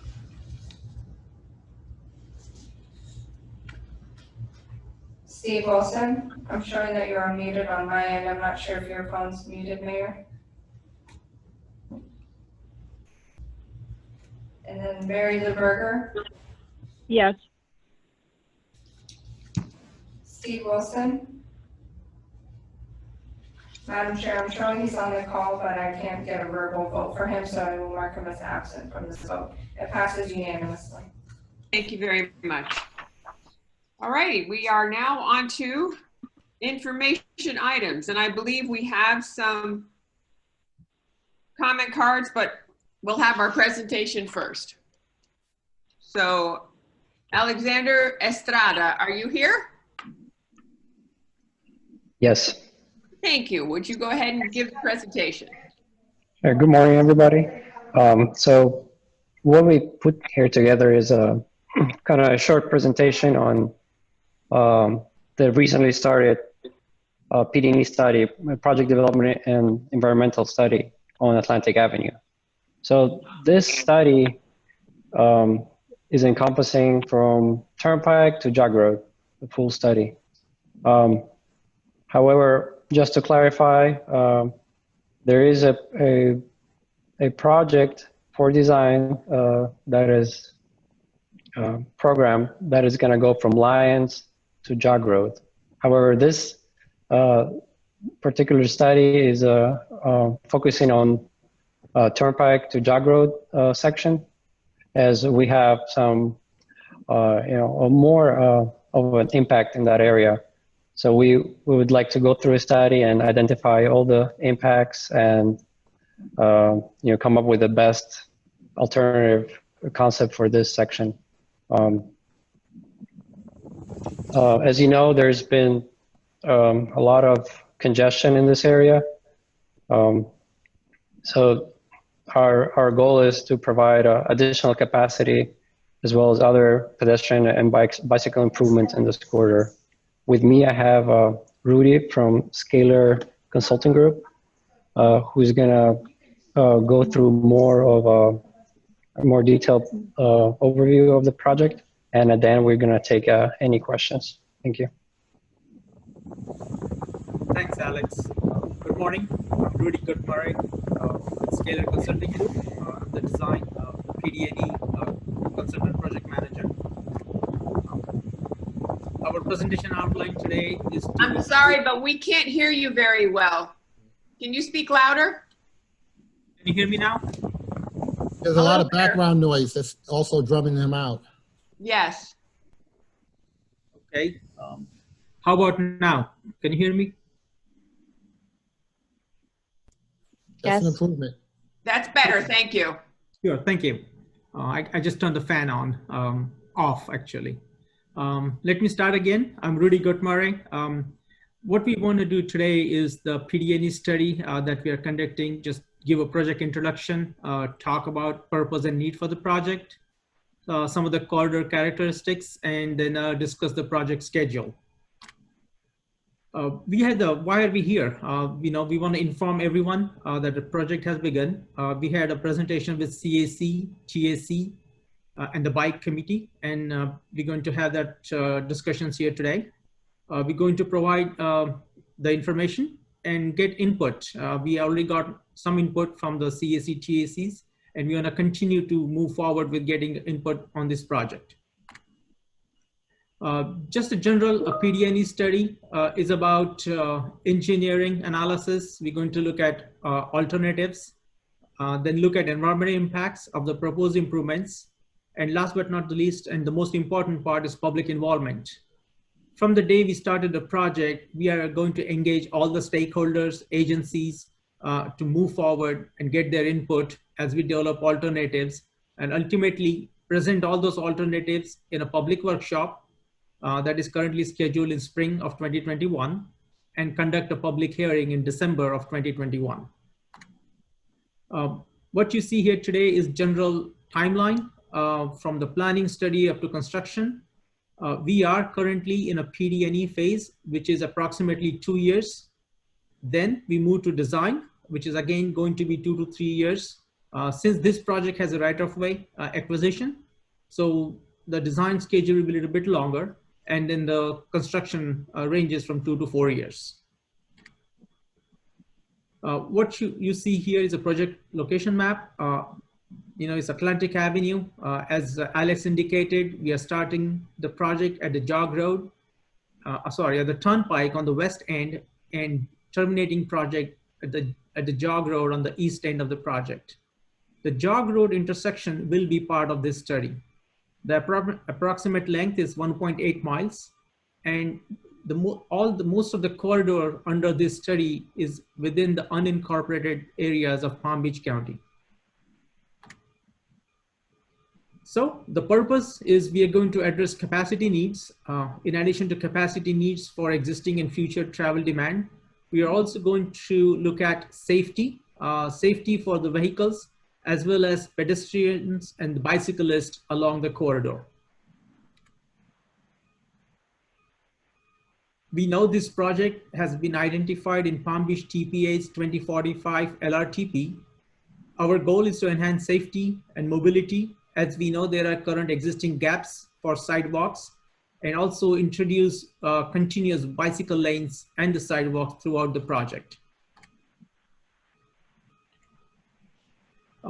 Here is a summary map. As you can see, the color in red is the future traffic, and in blue is existing condition. As you can see, even for the current traffic, some of the segments along the corridor are operating at level of service F, which is not acceptable. And for the future traffic, we definitely need to look at some capacity improvements. Another important aspect of this corridor is it's a heavy truck volumes. The daily truck volumes are almost more than 12%. So the proposed improvements that are identified, we're going to look at the capacities, try to add 2 extra lanes, one in each direction, enhance safety along the corridor, and also make this corridor a multimodal by providing continuous bike lanes and as well as sidewalks on both sides of the roads. Some of the considerations that we will have to evaluate is right-of-way. Right-of-way is constrained along the corridor, so we will have to look at widening the project a little bit, may have some canal impact on Lakewood Drainage District. There are several utilities on the corridor, and then noise will be also be evaluated as a part of this project.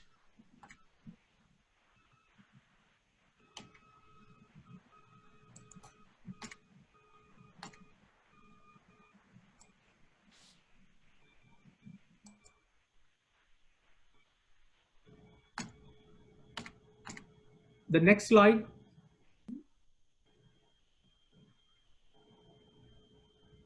Can you guys hear me? Yes. I lost your slide. Okay. It's somehow the screen is frozen. So next slide. I do see timeline and funding. Can you see that screen? No, on my end it's frozen. So let's talk about timeline and funding.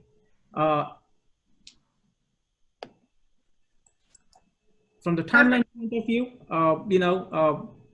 we currently, this project, we started it around February. We are anticipating a public workshop, which is alternative workshop in spring of 2020, and then conduct a public hearing. Currently, the design and the PDNE are currently funded, as well as right-of-way. The construction is not currently funded, It's on the work program for as a candidate list item. Next slide, please.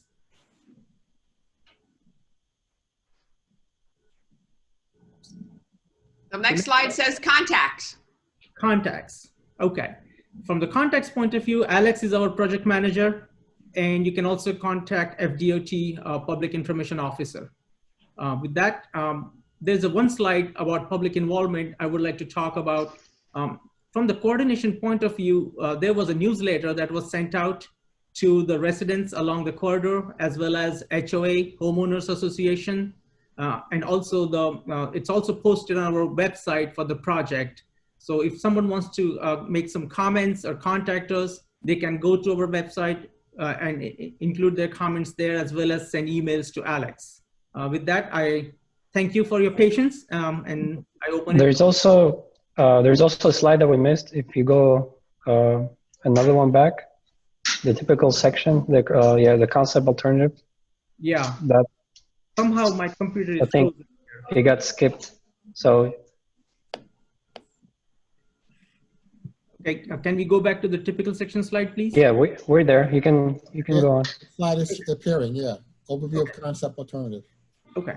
From the typical section point, typical section alternatives, what we are looking at is a 6-lane divided typical with 11-foot lanes. We have a 22-foot median. We have buffered bike lanes, which are 7-foot, and we are proposing 6-foot sidewalks on both sides of the roadway. From this typical, we're going to evaluate 2 alternatives. One alternative would be the southern alternative, which is widening on the south side, which is towards the canal. And the second alternative we're going to look at is what we call it a best fit. What that means is we're going to try to avoid impacts on, we make an attempt to avoid the impacts, and if we cannot avoid it, we want to minimize our impact. So we're going to try to fit this proposed typical within the right of way and try to minimize the impacts on the adjacent properties, both on the north as well as on the south side of the roadway. Thank you, Alex.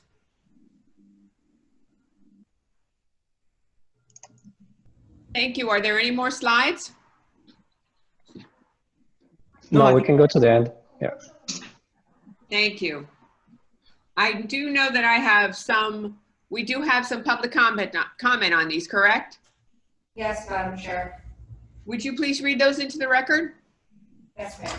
So I received one from Michael Sands, Eagle Point Drive, Delray Beach. He submitted 7 questions, and they have been forwarded to the project team as well.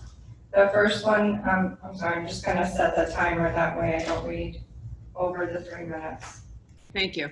1, will there be a representative to talk to the HOAs directly affected with egress and ingress as to what will have to be moved, such as flagpole, security call box, gated community, vegetation, and entrance roundabout? We will need, number 2, we will need a sound barrier for those houses directly abutted on Atlantic Avenue. 3, will there be a representative to talk to the HOAs directly affected with egress and ingress as to what will have to be moved, such as flagpole, security call box, gated community, vegetation, and entrance roundabout? 4, we will need a sound barrier to those houses directly abutted on Atlantic Avenue. 5, what will happen with the canal on the south side of Atlantic, and will our lake continue to drain in the event of extended rains or hurricanes? 6, why didn't the other residents of Eagle Point receive FDOT newsletter in the mail? 7, the TPA slideshow bullet point stated the acceleration of widening of Atlantic Avenue from Lions to Jog. The FDOT newsletter widening project is Turnpike to Jog. Which is it? The second one is from Lori Vinacour, Lorena Road in Delray Beach. She's representing the Alliance of Delray Residential Associations. Her comment is, it is most important that the expansion of Atlantic Avenue is expedited. Infill projects are accumulating, which will cause Atlantic Avenue, an inadequate link between intersecting roadways, to become even more treacherous for motorists and pedestrians. The Alliance looks forward to productive meetings with FDOT throughout the expansion process. Thank you. Is that it? Yes, Madam Chair. Do we have any board members that have any comments or questions? I have Vice Mayor Weinroth with his hand raised. Okay, Commissioner Weinroth. Madam Chair, certainly Dr. Vinegar is echoing the same comments that I made earlier, that this is certainly a project that the Board of County Commissioners would like to see expedited if at all possible. But I'm a little fuzzy about the presentation today, and obviously we had some technical difficulties, but I'd like to go back over the overview of the concepts alternative, because I think that's an important part of this presentation. And I'm interested to see if we were to go in that direction, what its impact would be on the timeline, how this affects the impacts on right-of-way acquisition, and what's the potential for cooperation with Lakewood Drainage District as far as the encroachment on their easement. Thank you. Are you able to answer those questions? Alex? Yes, we can. Would you want me to go one by one on the previous questions and then, or? That would be fine, thank you. So there was a question about regarding the representative from to talk to HOAs and egress points and flagpole, security call boxes, vegetation, entrance. I'm sorry. Would you please address Commissioner Weinroth's questions? Okay. Thank you. Yes. So regarding the Lakewood Drainage District, we have been coordinating with Lakewood on regarding their impacts. So there have been, at least at the staff level, they have been open to for us widening the road, as long as we provide them with enough area for them to maintain the canal. So as long as we're able to meet their criteria of maintaining the canal, they were open, at least at the staff level. It hasn't gone to their board for approval, but at their staff level, they're open for us of widening as long as we meet their criteria for the canal, as well as potentially piping small sections of constrained areas where we're not able to provide that maintenance of the canal banks. So yeah, each concept that we're going to look at is we're going to try to minimize the impacts, both to residents and the canals side. So that is our goal, to kind of strike that balance between minimizing impact and providing a good alternative for this section. The impacts on the timeline? Currently, we're in the PD&E study, so I mean, this is the perfect timing for where we're going to look at different types of alternatives. Once we select the preferred alternative, then they will go to design, which is scheduled for fiscal year 2022. So in design, we're gonna have finalized kind of our design and see what the right-of-way impacts and which parcels are affected, and then we'll go through the right-of-way phase, and that's kind of where I guess the long process continues on. Of the project is gathering that right away that we need to accommodate the typical section for this project. So right now it's a perfect opportunity for us to look at different alternatives and see what are the impacts, and continue on to selecting a appropriate alternative for this quarter. That's why we're here. We want to have any feedback. This typical is kind of a baseline, 11-foot lanes, 7-foot buffered bicycle lanes, and 22 standard foot median for his section. So this is kind of our baseline concept. We got to start somewhere. Obviously, no build is also alternative, and then we're gonna look at several different alignments to minimize impacts to everybody. Thank you. And as for the questions from the public, why don't you get with Nick and coordinate some answers for them? Madam Chair, just for the record, I'm sorry to interrupt you, Alex, but I do have Michael Sands with his hand raised. However, Michael, we will lower your hand because we read your comments into the record during that portion. Thank you. It's a little tough. I do not see his hand anywhere. So thank you for that, for letting me know. Do we have any other members who would like to have questions? Anyone want more further discussion, or can we move to the next item? Can you all hear me? Yes, Madam Chair, we have no other hand raised. Yes, we should move on, Madam Chair. Okay, let's move on, and we're moving on to West Palm Beach Vision Zero. That would be information item B. May I invite Mr. Dang up, from the traffic engineer from the city of West Palm. I would love to be Mr. Dang, but unfortunately I'm actually Miss Dang. So I apologize. I didn't want to butcher your first name, so please say your name for us. Absolutely. Good morning. I see a lot of people laughing. My name is Wen Dang. I'm the city traffic engineer for the city of West Palm Beach. And I'm here to talk a little bit about our Vision Zero plan and our policy that we've been working on for the past couple years here. So thank you so much for having me today. You know, a quick introduction. We started in 2018, late 2018, and so I'll be reporting all the work that we've done in 2019, and then ultimately what our thoughts as we're moving out of COVID, and how do we transition into a post-COVID action plan. Next slide, please.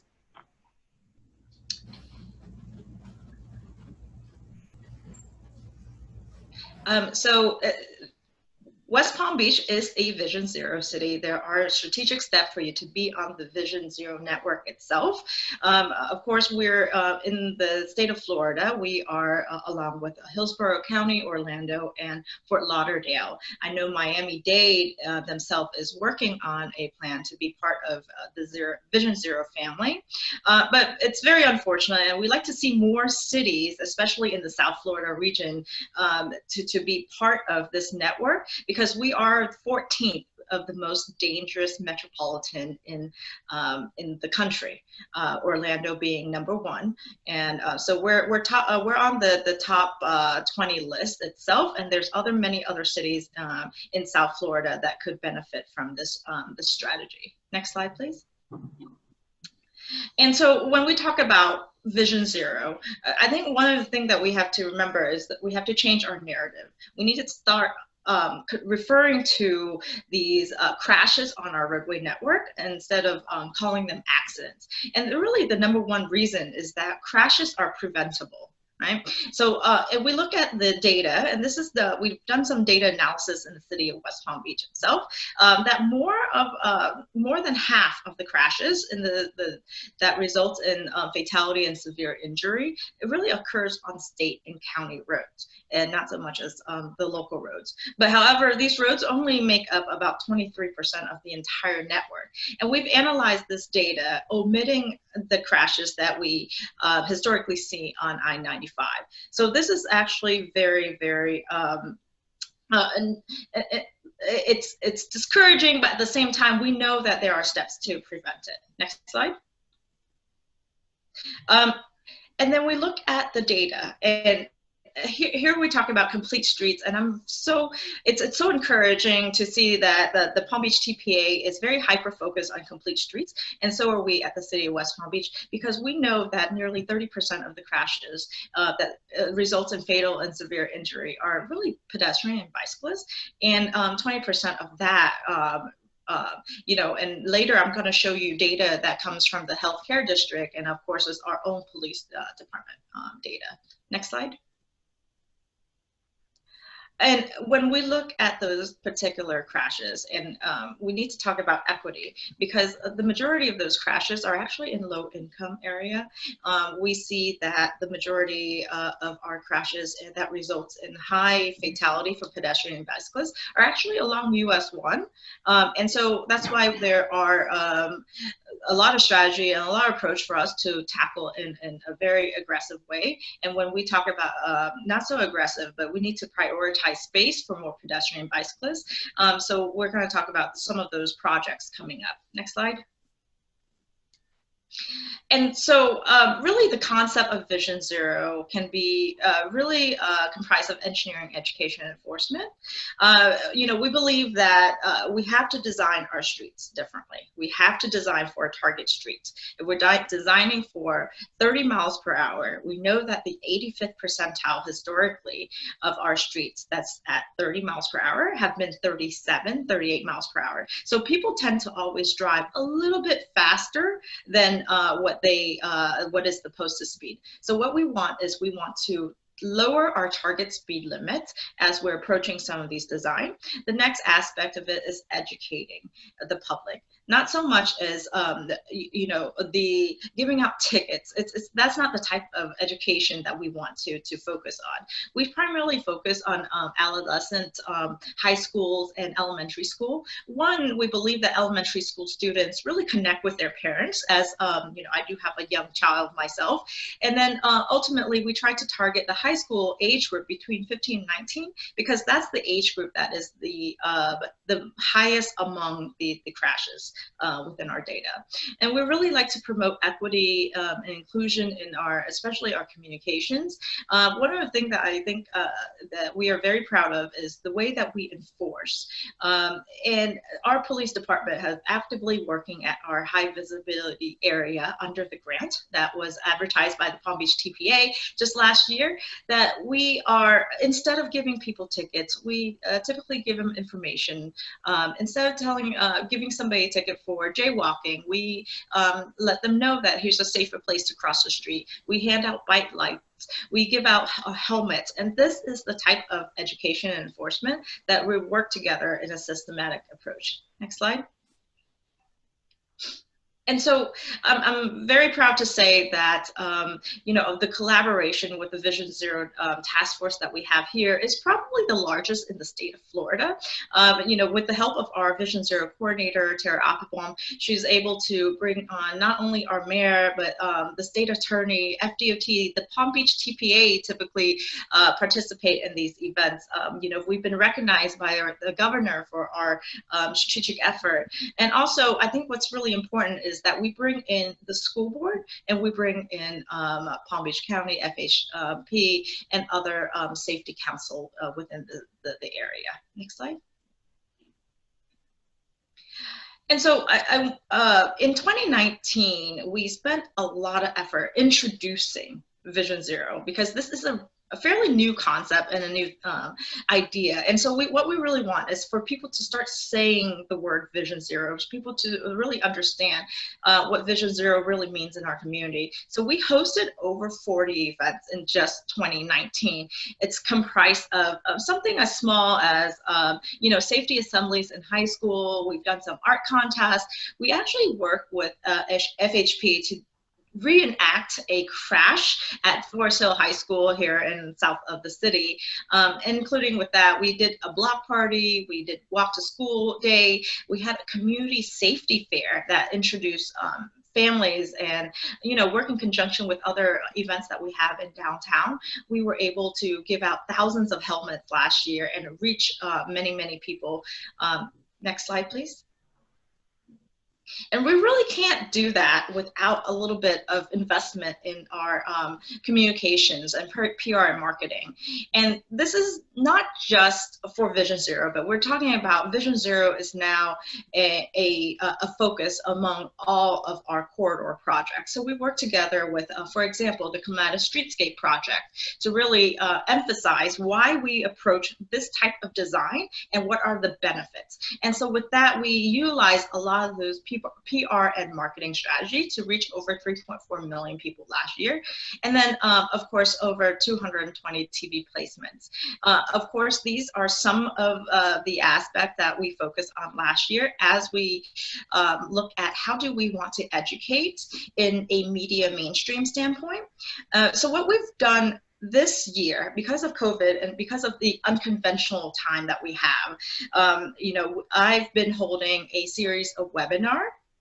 And as we're approaching a series of webinar on what I call Transportation Tuesday, and on during this 1 hour event in the evening, I typically talk about different transportation projects in the city and what different initiatives, and then allow residents to have a one-on-one connection with me personally and see how we can address their safety concern. The other thing that we've done is we worked with a nonprofit in the city of West Palm Beach called RISE, and to help us to go door to door and connect with residents who are within the vicinity. We prepared flyers and door hangers for the nonprofit to hand out and be our eyes and ears, as it is a very unconventional time for us. And then ultimately what we've done is we asked the nonprofit to set up a space where it's safe for one, social distancing, but two is to reach communities, and we really target the equity aspect of this, is to reach neighbors and communities that does not have internet access or does not have access to a computer. And so even though this is a Zoom call, very similar to this same platform, we try our very best to connect in a very equitable way. And then lastly, the Transportation Tuesday presentation or webinar is published on, it's streaming live on Facebook, and of course it's going to end up being on YouTube. And that's where a lot of people are consuming content during this time. So that's just a little bit of what we've done last year and how we're shifting our focus through the pandemic with our communications. Next slide. And so we believe really collaborating with our emergency response team. And this is something that we actively worked on, especially when we're working on a traffic calming program in the city. So earlier this year in February, we did a ride along with the fire department looking at various locations, different type of traffic calming devices in the city. And we asked our firefighters and our to traverse these corridors in their trucks, the fire trucks, to see if traffic calming, because it's so important to the residents, is really going to impact and delay the response time. And that's the test that we did. And what we found is, short answer is not exactly. As we're interviewing our law enforcement, what really impacts response times are actually tree branches, because it's very difficult to traverse the turns. Sign placements, if you have a stop sign or a speed limit sign that's so close to the edge of the road, it's it cause issues. And then lastly, there are potholes. So we know that because of this results, we need to really focus on prioritizing where the responses are typically in the focus area, and see how we can focus our road resurfacing program because of that. The other thing that I think is very encouraging to hear is that our firefighters prefer bike lanes. Because on-street parking is actually really impedes the ability to respond quickly. So they prefer bike lanes because bike lanes are to be free of cars at all time. And then ultimately there are some other data that we gathered, such as speed humps need to have signs, you need to have advance warning for those aspects. So next slide, please. The other way, yes. So what have we done in this 2019, right? Our first year as we complete the program. We developed a speed hump program. That's a quick summary. And we're targeting 50 speed humps a year and looking at it from a corridor connectivity. Not so much, as we know where the cut-through roads are in the city of West Palm Beach. We're very gridded. As long as you cross the railroad, we know that's where people are cutting through. So we're really focused on those connection and those programs. And ultimately, we've shifted some of our design. We are the first one to design shared streets.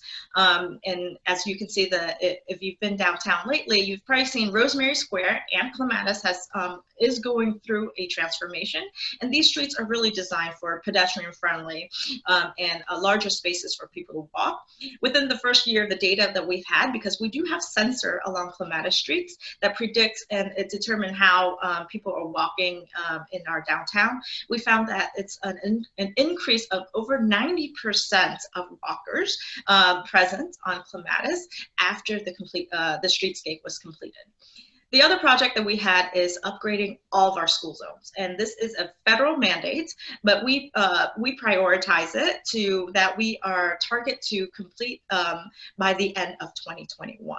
So right now we're working primarily focused on east of I-95 because we know that's where the walkability areas are at, and ultimately making sure that we have proper signage and flashers along these corridors. Sometimes when we work on school zones and upgrading of school zones, we found an opportunity to, one is to mill resurface the road, update some ADA, and of course adding in bike facilities whenever we do those type of projects so that we work together as a strategic project. We have a citywide lighting program which prioritizes investments. And that's really important because you know, when we think of lighting, and I'm an engineer, I think of let's light where area that's dark. But really, when you look at a lighting program that has Vision Zero as a backbone, you're typically looking at where do I want to prioritize that are high crashes, are there connectivity to transit, where are, you know, not only low income areas, but areas with low car ownership is very important. And then of course, those data we gather to determine where our zones and where our priorities to be set. We completed over 10 miles of bike facilities this past year. I'm very happy to say that is, and sad at the same time because that's 20% of our network. But we are pushing forward as we're trying to provide more complete streets and multimodal improvements within the city. And then I think lastly, which anybody can agree, walking and biking is probably the most preferred methodology for us to exercise during COVID. And I myself take walks every morning, and I think walkability is very important.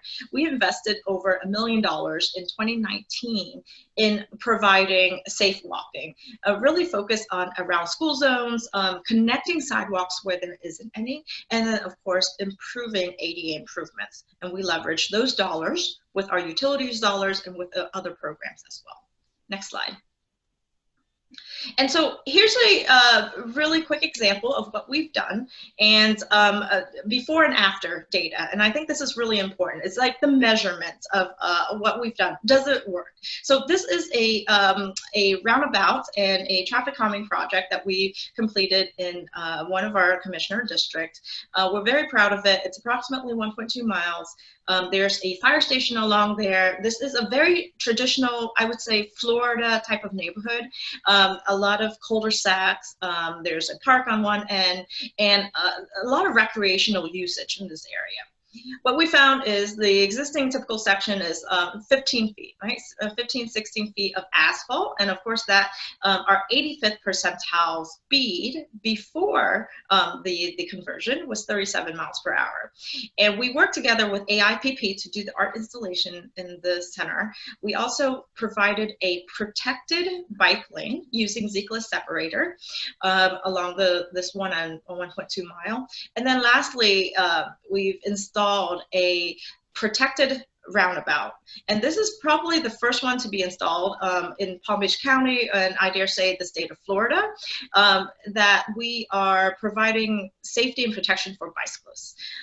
Because of this project and because of this data and this implementation of the new complete streets idea and design concept, we are now helping rewrite the roundabout chapter and making recommendations to the MUTCD, which is the Manual of Uniform Traffic Control Devices, a federal guidance for the rest of the country to model. So we're very proud of this work that we've done.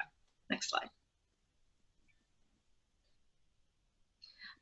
And of course, we have a lot of these challenging projects because nearly 80% of the pedestrian-related crashes are actually not at the intersection. They're really mid-blocks, right? People are very interested on just getting across the street. This is an image of a project that we're actively working on North Broadway from 25th to 45th Street. You guys probably have seen some of this from the US 1 corridor study as the TPA has completed their vision. And really transforming this project, next slide please, into a lane elimination project. And I know the term lane elimination could be a little controversial from time to time because really, you know, when you really don't understand what is the intent and the purpose of lane elimination, you tend to be very, I would say, emotional as it's taking away car capacity from the road. But when you think about creating a safe place for people to walk and bike. And again, we're very supportive of one-way cycle track type of design or multi-use path type of design where you're taking away the biking opportunity away from the road and putting with the people. And I think that's really important to identify here. But looking at the data, our crash data along the corridor is more than 30% of the crashes in this stretch are pedestrian and bicyclists.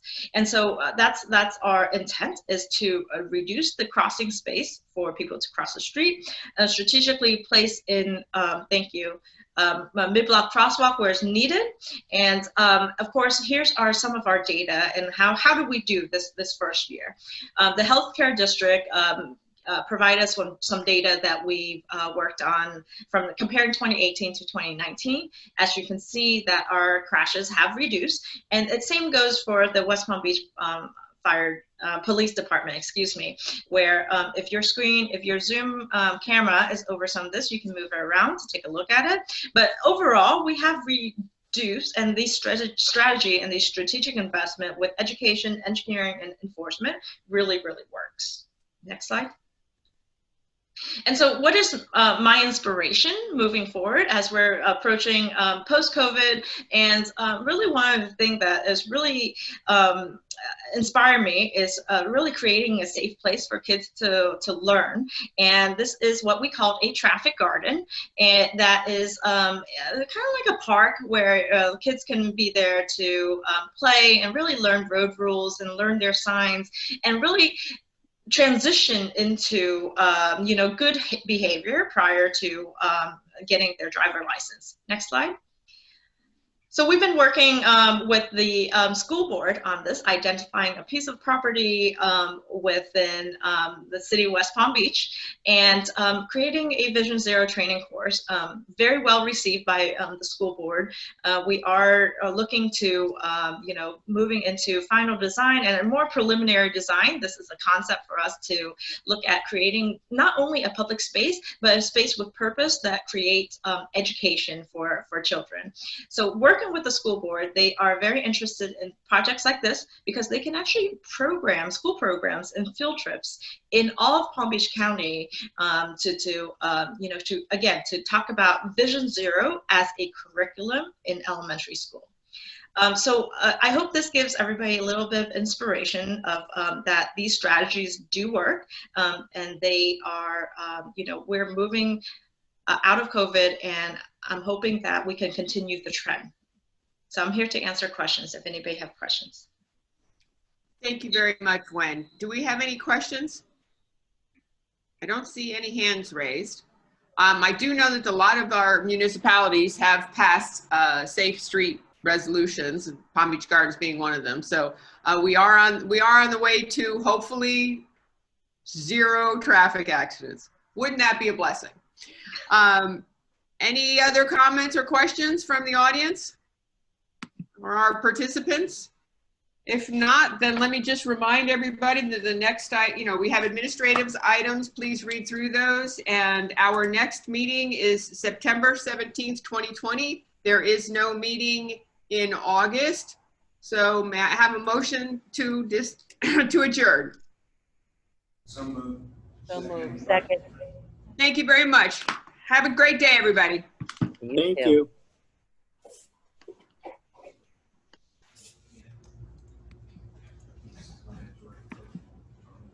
All right.